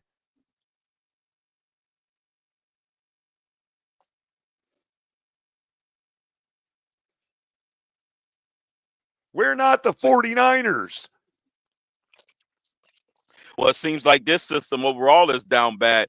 They took a beating by Minnesota yesterday. The Bills beat the system down, and then the Arizona Cardinals slaughtered the Rams. So there you go. The Mike McDaniel so-called system is down bad as of this week. Right. It sounds to me, all took a beating. Crypto, it sounds an awful lot like a guy that's saying, look, if you think my system isn't complicated enough, I'll make it that way. And I'm telling you, that's why we're losing. Yeah, if you're making it complicated intentionally just so you can placate to one person, that's bad. And we got more problems. So you can say nobody else can run it and I'm right. And I'm the big head in the room. Right. That's definitely last time I checked, there's about 8 or 9 teams that are undefeated right now, and you ain't one of them, Mike.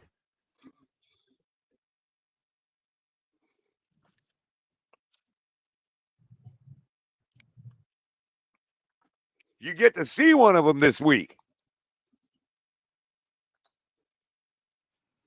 Yep.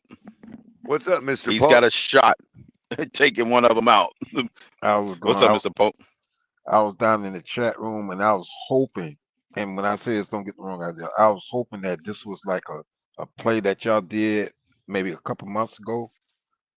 But when I went and checked on the internet and what have you, I see from X or Twitter that what y'all saying is correct. And now I'm listening to this interview, man, I don't know. I just don't believe what I'm hearing and seeing. It's all I'm about him, bro, is what it yeah, sounds like. It's but all see about that's the him and it's problem, all about Tua. right? And that's what the problem is because if you're gonna play Skyler Thompson or even Tyler, you can't use the same thing. And I'm not no football expert, but I mean some of this is common sense. You cannot use the same scheme with Tua, with Skyler or Tyler because they're three different quarterbacks. And then with Skyler Thompson, yes, he did do the West Coast at Kansas State, but this scheme that McDaniel's had is geared towards talent. You have to start. See, this is what I said before, and I'm not putting down Coach McDaniel. You got to start developing schemes and plays for the different players that you have on your offense, your running backs, your wide receivers, your tight end, and especially your quarterback. That's common sense. That's not me knowing the playbook from one end to another. That's common sense. So I don't know what his problem is. I think I might have just figured it out, Mr. Polk, because of your words. Help me just come to this realization. I think Mike McDaniel likes to surround himself with people that he is comfortable knowing that he's smarter than. Okay. Never thought about it like that. Because I'm trying to think of like we've even said in the past, what veteran quarterback wouldn't want to come play with this talent, right? Mm-hmm. Well, maybe they just think like they look at what like that system is a joke. Like, you know what I mean? Like they can see right through the head coach. That's why Mike McDaniel won't go after any of those guys because he knows they'll see right through him. Okay. Yeah. Okay. Yeah, I see what you're Hell, saying. even Tannehill would see right through him.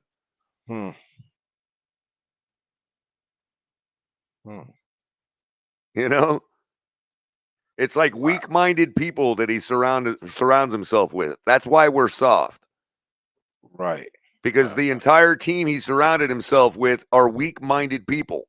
He made sure of that so that he looks like the strongest-minded person in the room. Oh my goodness. Can you hear me? Yes. I can now. We can hear you, Crypto. I'm sorry. I'm having trouble with my earpiece. Go ahead, Miss That's Polk. okay. No, I'm I'm done because somebody actually mentioned this, and I'm not gonna say what platform because I'm not too sure which one. Someone was saying that he has the tendency to get stuck where where he's not gonna veer away from a scheme of play that he comes up with. But man, you can't you're not gonna you're not gonna do the team no good that way. You're not gonna do the team no good that way. You have to change up. We're coming. Seattle ain't no joke. We got to take each one of these games seriously, and you have to look at what the other team is going to bring when we play them. So you develop a scheme and a play and plays to help our team be successful. You can't get stuck. You can't do that. I mean, it's common sense. This ain't about like I said, knowing the playbook. This is common sense. Oh my goodness. Take the Cam Yeah. Smith drafting, for instance. Do we go after a baller hurricane like Tyreek Stevenson, who is already proving it out in the league? Or do we take a guy with head case problems like Cam Smith, that can't even get him on the field because why? Because maturity level? I don't know. Who knows? That's two Let's all different defensive speculate. coordinators now.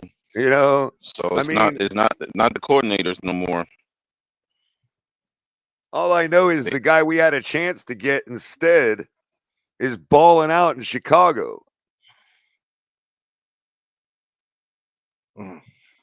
It took me 2 seconds to recognize Tyreek Stevenson on the draft board. And I was right. This isn't rocket science. The biggest, strongest, fastest guy with the most intelligence is the player you get. Even if his stats don't look good, even if he was with a bad college team, even if whatever. The biggest, strongest, fastest guy that has the most intelligence. That's who you draft at every position, if you can.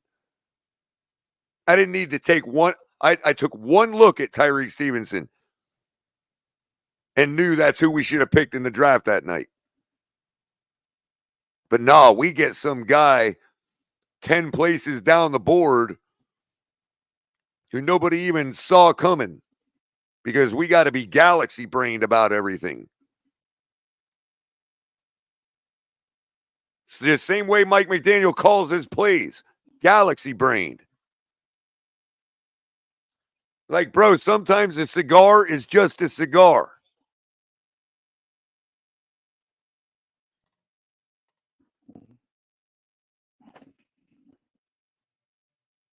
I don't know. That's crazy, man. It's just crazy. Well, that kind of derailed He's us giving a little himself an bit. out. No, Mike McDaniels is basically giving himself an out, just in case the quarterback doesn't pan out. That's what he is. That's just coach speak for saying, "Up, I was only allowed one quarterback that could run my infinite system."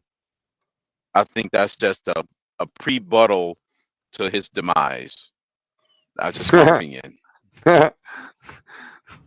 So the Blitz pickup and posted, "We're live tonight at 7:30. Pull up." And Lewis tweeted it and said, "I can't make it. I'll be at Disney." Just kidding.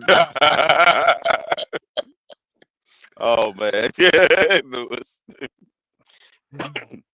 Oh my God. Make sure you get on the ride called a tarantula, man. It's a good ride, man. The tarantula. Yeah. My goodness. The tarantula, the lobster, man, those are fun rides, man. And that's something that, because on, like I said, and I'm still remembering on this other platform, I brought up that Coach McDaniel is like a mad scientist with a whole bunch of different experiments. And when I mentioned that, a couple of people in the chat room said, "You should," they were saying they were shooting down what I was saying. They're saying that he's has tunnel vision, where he only sees his way.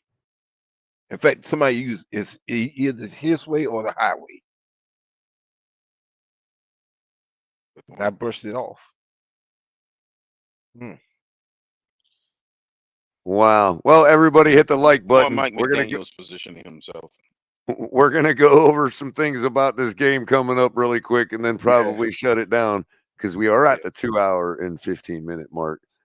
I'm glad y'all have joined me this afternoon to hear us complain and whine and all that other stuff about our soft ass football team.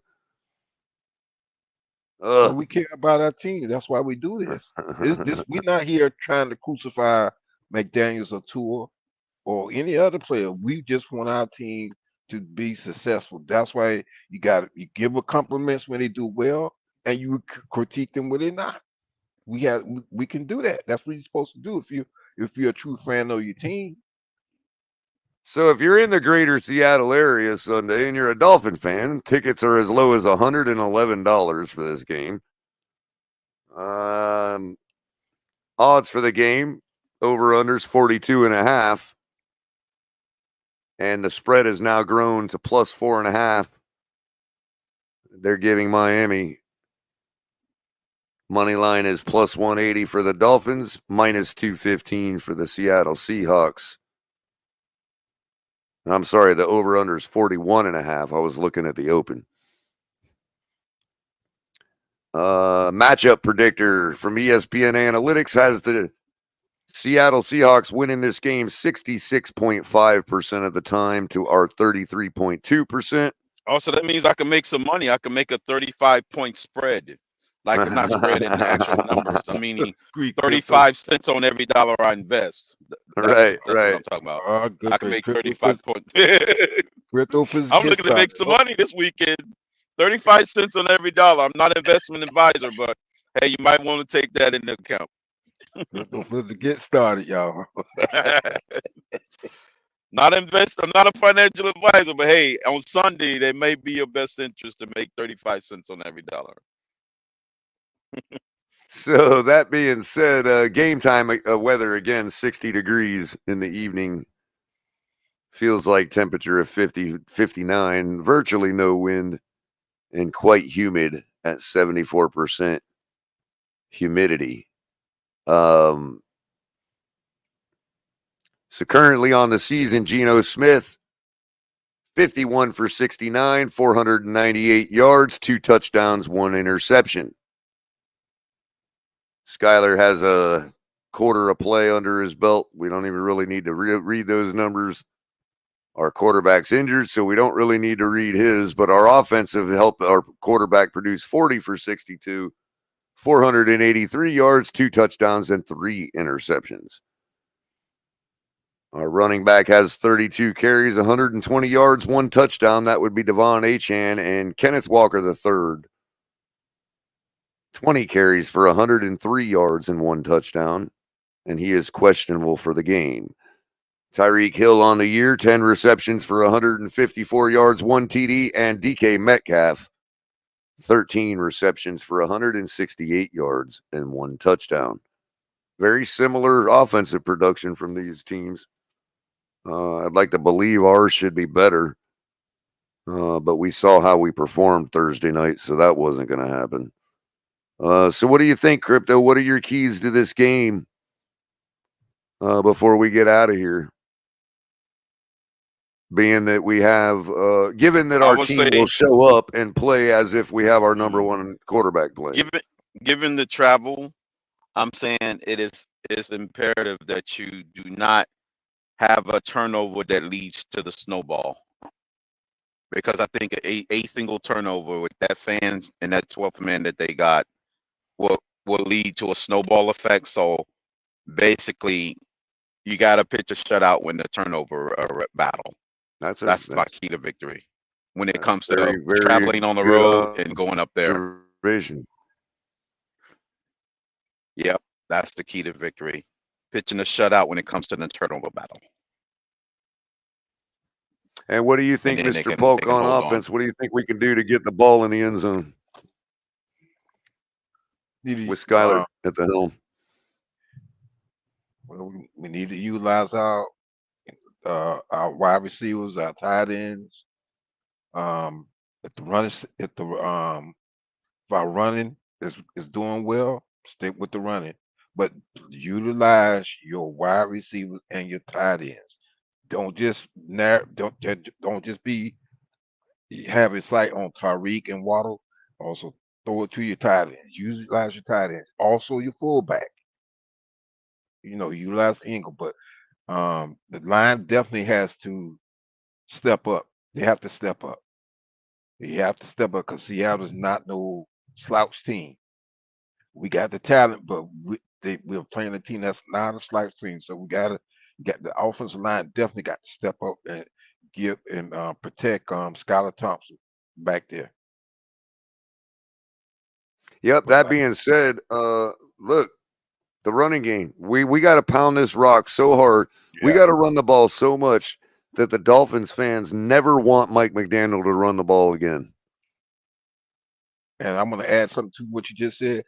By doing so, you don't, there's nothing wrong with giving that A-Chain run the ball, but don't forget you still got Jeff Wilson and we still got Jalen Wright. So let's not, there's nothing wrong with running A-Chain, but don't run him to the point where he's going to get hurt. Like I said, rotate these guys here. Put Jeff Wilson in sometime. Put Jalen Wright in there sometimes.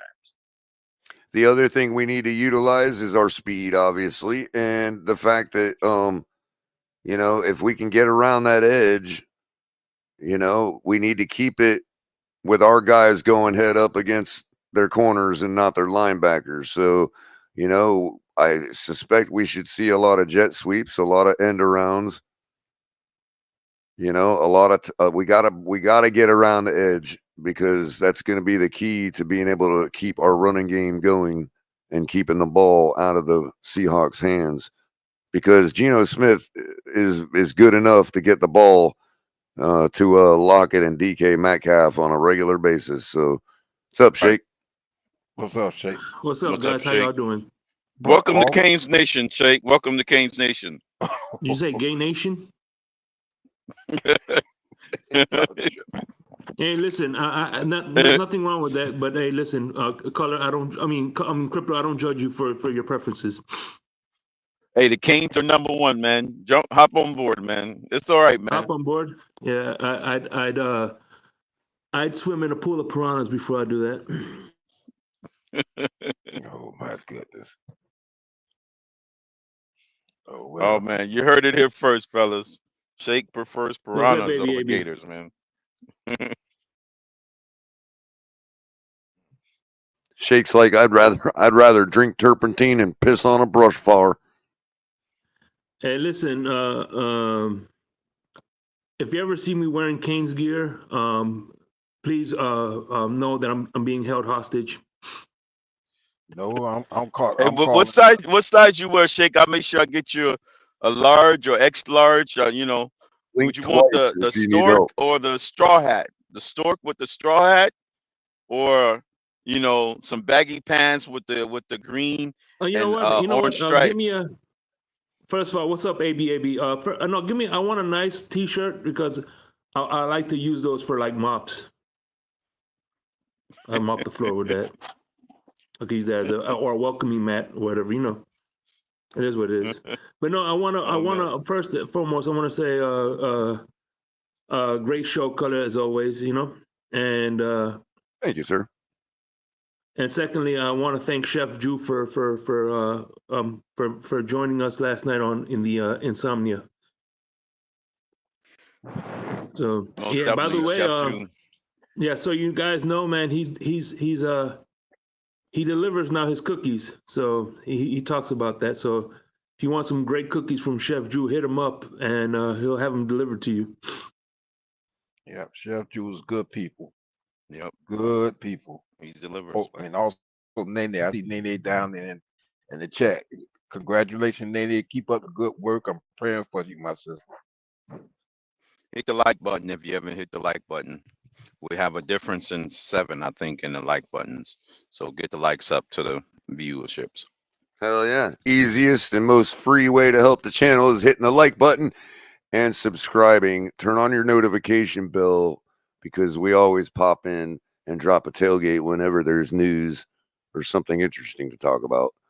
But you also will catch us here every day of the week now, just about. I don't think we missed one day this week, did we, Shake, with some kind of show? Oh, yeah.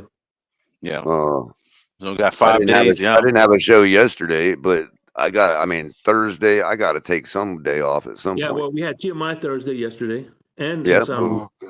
Yep. Still rounded it out with Insomnia and Tonk TMI. So.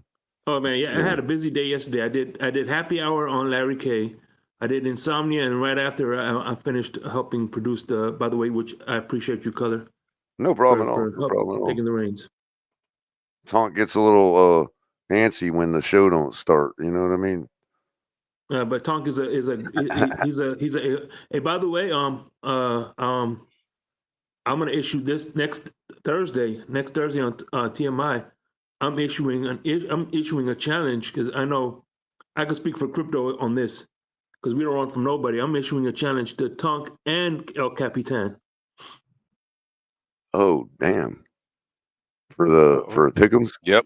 Hell yeah. Pick 'em. Hey, I say Crypto. I say Crypto. We're gonna challenge this person. He don't say who. He just says bring him.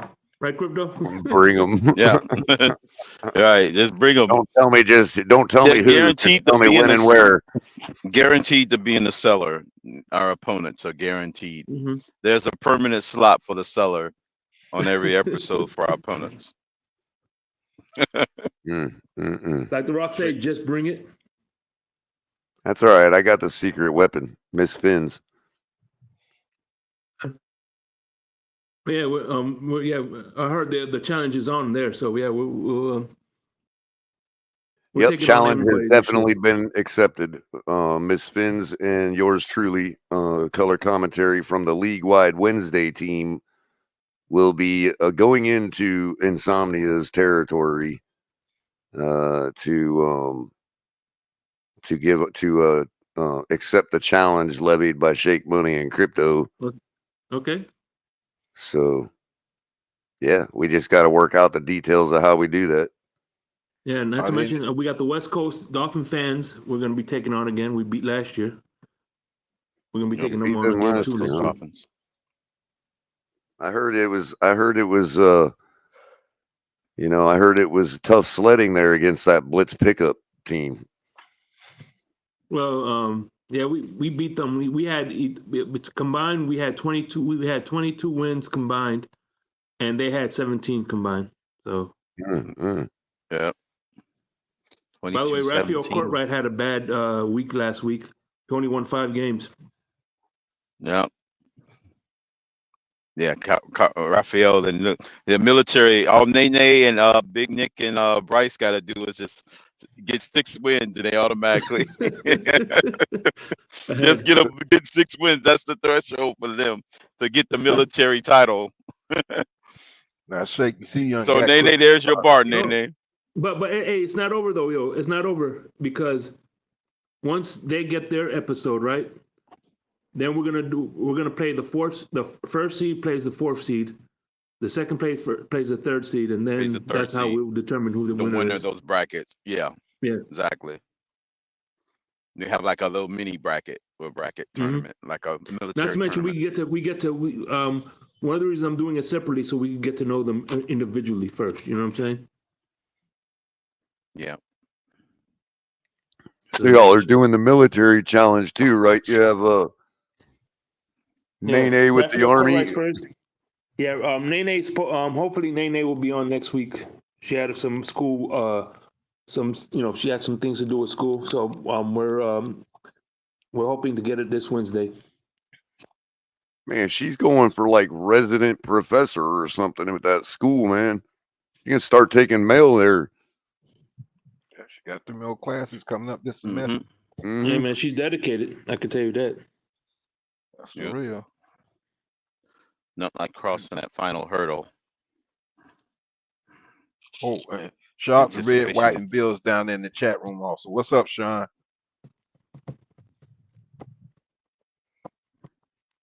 Wow, that sounds like a challenge right there. It sounds like a challenge right there.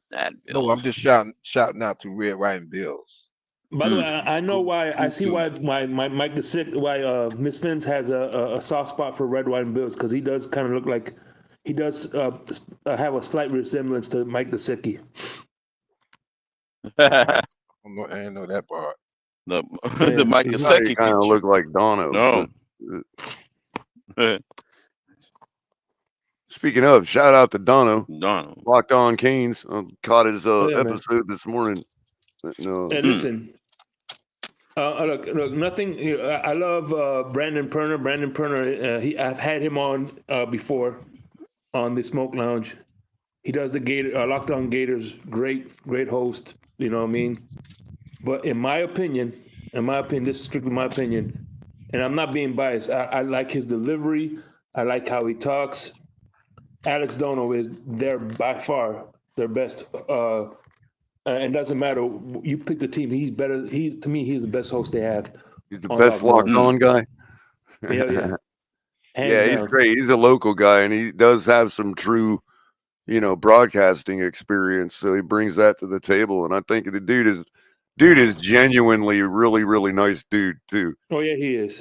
So like he don't have no ill will to anybody. You watch his shows, and it's just here's the info. Here's what I think. I love you all, and goodbye. Yeah, You know what's funny is whenever when he was doing the 5 Reasons Sports and he was doing the Dolphins, man, I used to love it because he would keep me engaged. It's like, and again, nothing against Nothing against the Dolphins locked on guy. I think he's phenomenal with his knowledge, and he's a great, all around good person. But I can't listen to him. I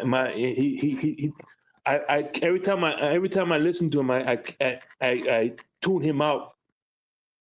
I try not to. I'm like, okay, this time I'm gonna listen, and I'm like, they're like, when you got to rewind the tape 5 times because you done maybe tuned him maybe out, you and like, should you know, try I can't maybe you listen to should this try anymore. 1.5 speed. Yeah.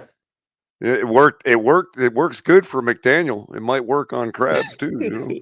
Oh, let's try it. Yeah, I might as well. But yeah, man, Yeah. I try my best to listen to him on Locked On Dolphins, and I can't. I felt like Well, to be I was fair though, you know, I felt like it was a chore. Wingfield wasn't much better, bro. And now we're cursed forever to have to listen to Wingfield's voice on the intercom at Miami, at Hard Rock. You know, telling us all the rules. Oh yeah, it's annoying, man. As soon as you walk up, it's like, oh, really, bro? Yeah, Hey, Chef. two questions. What's up, Chef Jew? Yeah, I know what you mean. What's up, Mr. Polk? For starters, what's is there a show tonight? Yeah, What's drive tonight? time. Oh yeah, drive time. Yeah, that's shortly. Okay, and also, anybody heard from Dolphin Thursday? He's doing all right. He just took a step away to gather his senses for this year. Oh, okay. Okay. Yeah, I still see him pop up on Twitter here and there. Okay, it's been a while since I've seen him do his show, so okay. Yeah, man.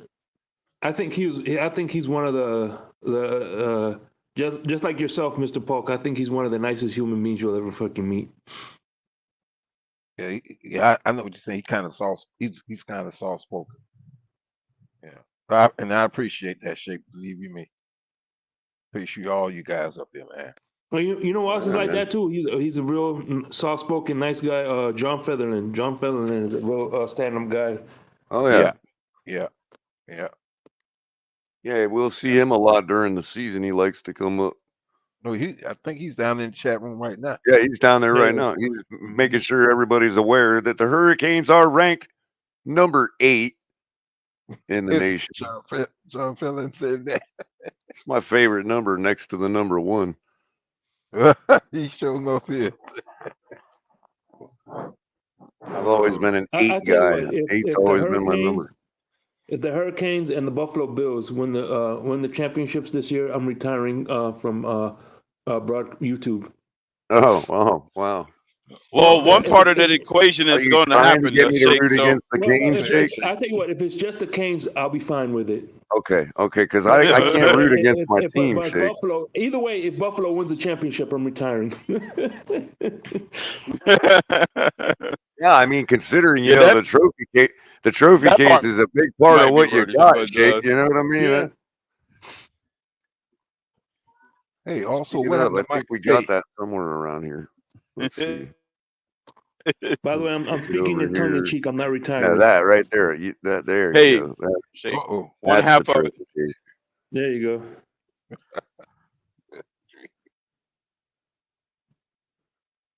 Anyway, yeah. So if the Bills win a championship, I'm gonna probably build a sailboat much like that and head out to Biscayne Bay and see y'all later. You know. That would be crazy. That would be. Maybe I'll go park the sailboat in the desert somewhere. That would be so bad for Dolphins karma if that was to happen. What if I went and lived in a sailboat in Biscayne Bay? No, Bill's winning the title on our watch, on our behalf. Yeah, your Lamar Hunt trophies. Yeah, 4 of them. That's all you got, and we still got 5. So boom, there you go. We still own you. Mm-hmm. And Lamar Hunt by the way, Yep. it was some of Robbie's money bags that helped Lamar Hunt sue the NFL and get all that going. So really, the AFC owes its existence to the Chiefs and the Dolphins. Mm-hmm. I read the whole story on it. Like Robbie put a whole bunch of back behind Lamar Hunt to get that lawsuit going and all that. And funding the league and all that. Yeah, man. Joe Robbie, from my understanding, they wanted to put the team in Atlanta. He's like, no, he's putting it in Miami. Mm-hmm. That's where they originally wanted the team, was Atlanta, the expansion team. But he fought hard to keep it in Miami. Well, wasn't it JK, wasn't it Jets versus Bills the last time the Jets were in the championship game, or was that somebody else? When they had Rex Ryan and all that? Didn't they play the Bills in the championship game? Yes, and Sean down in the chat. I think it was the Patriots and Jets. Oh, With Patriots. Ryan, Yeah. I think. Yeah, I think it was them. Or was it a divisional? One Well, game. it couldn't have been the. 'Cause I It remember couldn't they have lost been to the Bills. Colts. Yeah, and don't forget, it couldn't have been the Bills because they would have went to the Super Bowl if it was. So because the Jets didn't win it. Right. Right. It was a divisional round. Arco says it's Jets Colts. Colts. That right. That's who it was. The Colts.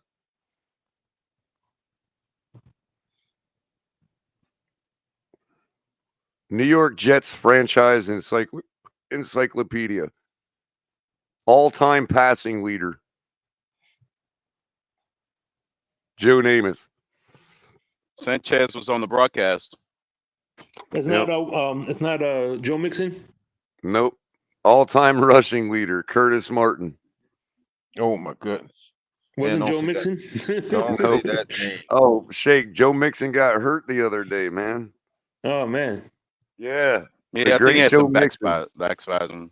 And now I think he had a cramp or something, a spasm. Guess who his doctor is? Who? Joe Mixon. Yeah, damn, Joe Mixon. Yep. MD. Yep, that's his doctor. Joe Mixon, MD. And I heard he's gonna get a divorce from his attorney, Joe Mixon. Yeah. And the judge, All-time Joe Mixon, is going to receiving sign leader. it. All-time receiving leader. Don Maynard. Who? Don Maynard. No, never heard of. It wasn't Altoon. Nope. Mm. All-time What was that AV one? leader. What's AV mean? Mike Audio Williams. video? And he ran their If he cameras passes too. that Don this year. Maynard. Don Maynard ran their cameras too.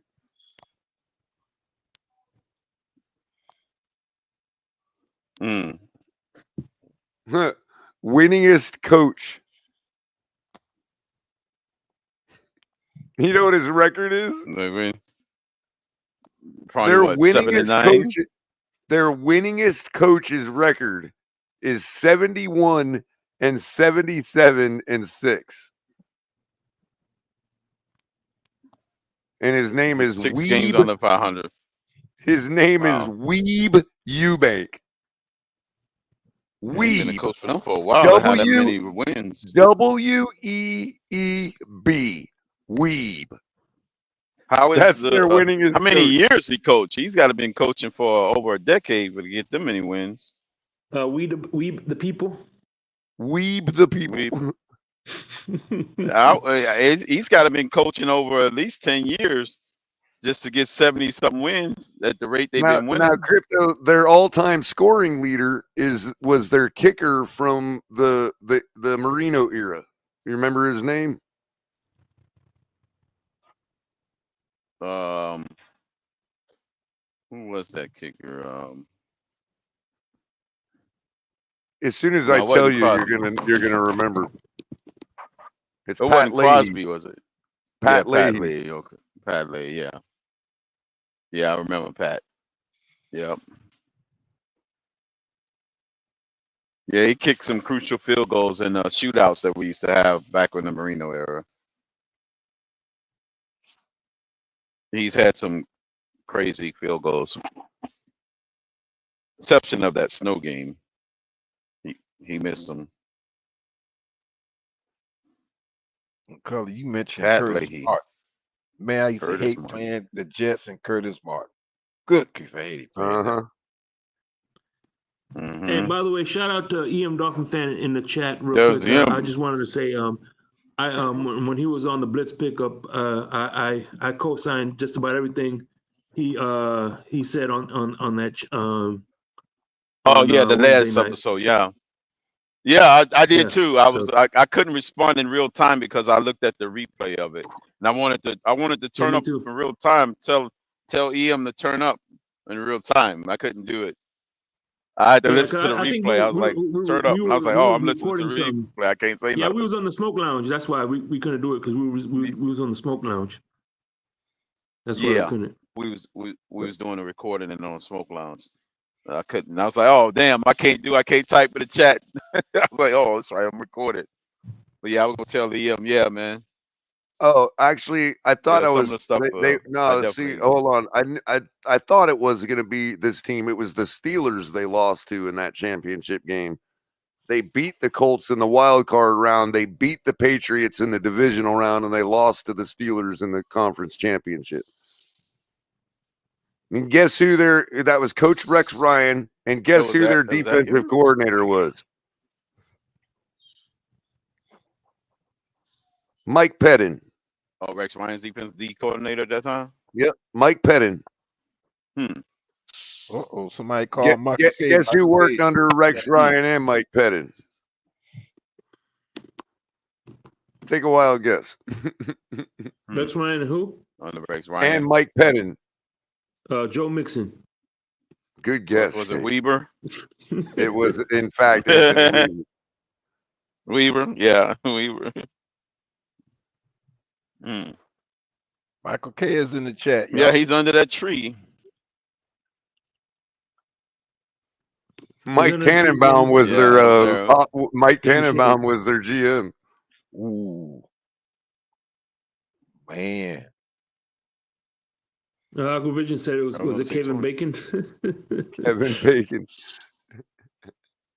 No, Kevin I Bacon bet you plays in Tremors. Somebody was 6 degrees separation from Kevin Bacon. Mike Tannenbaum. Oh boy. Bacon. But, hey, real quick, I'm getting back to work. And remember to join me guys on the Drive Time. Hey, Culler, I thank you again for doing these. I have my I'm listening on in my headphones, and you're making my workday so much better, bro. I appreciate you. Right on. Now and you make me keep not want to up shut the great show work, down, man. I've been missing this for years now. So now you're making me not want to shut the show down. I joined you and El Capitan are probably reasons I joined the tailgate in the first place. So I'm glad to see you back in action. Keep up the good work, my brother. My cheeks red. Yeah. Y'all be easy. Thank you, Shake, for what you do. Yep. I'm telling you, I wouldn't have been able to survive the last year without Shake stepping in. Yeah. I'm only here right now because Shake stepped in. But now he's making me not want to shut the show down now. But I don't have much left to talk about. It really is a matter of whether our guys show up this week or not. I don't see the Seahawks as somebody that's unbeatable. Nobody is unbeatable. It's a lot of parity in the league now. The balance of powers is leveled out, man. we have almost, I won't say total equity across the spectrum, but it's getting close. You know, where any given Sunday is becoming every Sunday. Not just any given.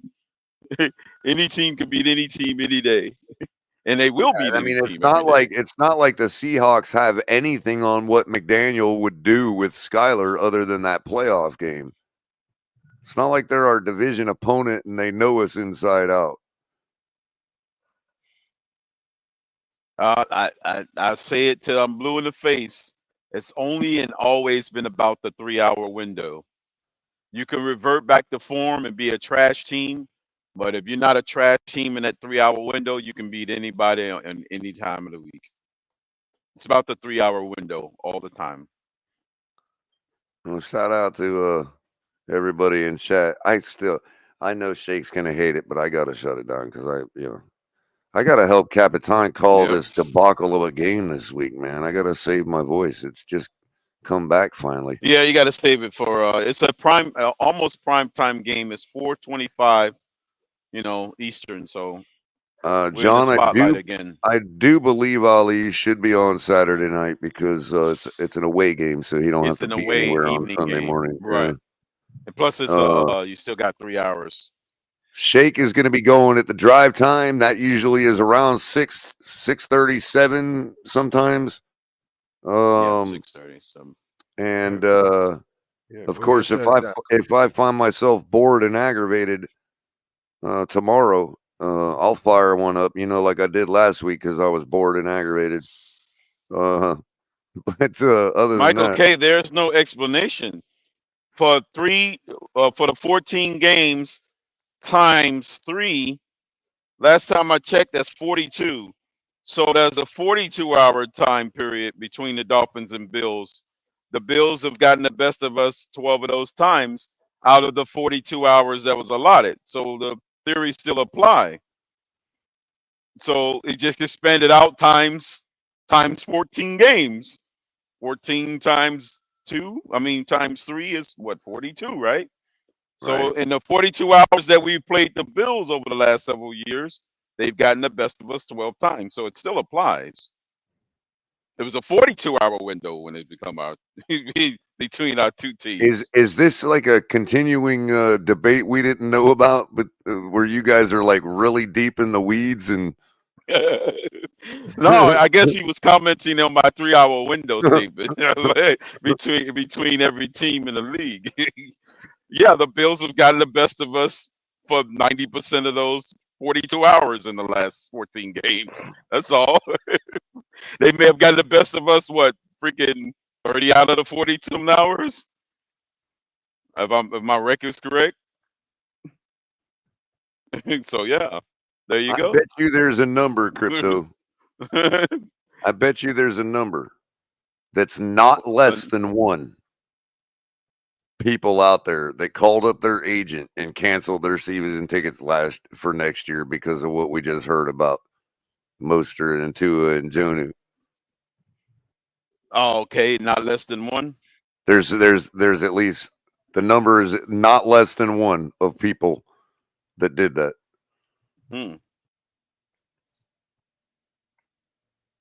I'm just saying, Yeah. it's like laughing in our faces, dude.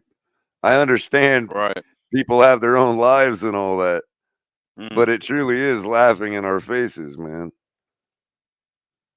Oh, man, that's crazy. And I guess if that's what it takes to be an NFL fan these days, we have to accept that. I don't know. I just can't understand why there ain't no other day of the year that we could have gone and seen an ice skating performance. It's like not taking the season serious. Oh, I mean, hey, that's okay because neither one of them is Jonnu even playing this week. I mean, neither one of them are playing, so let the men be the men and the boys be the boys, and that's how I'll end it. Y'all have a great afternoon. Thank you, Mr. Polk. Thank you, Crypto. Appreciate it. Yeah. And fins up, peduncles down.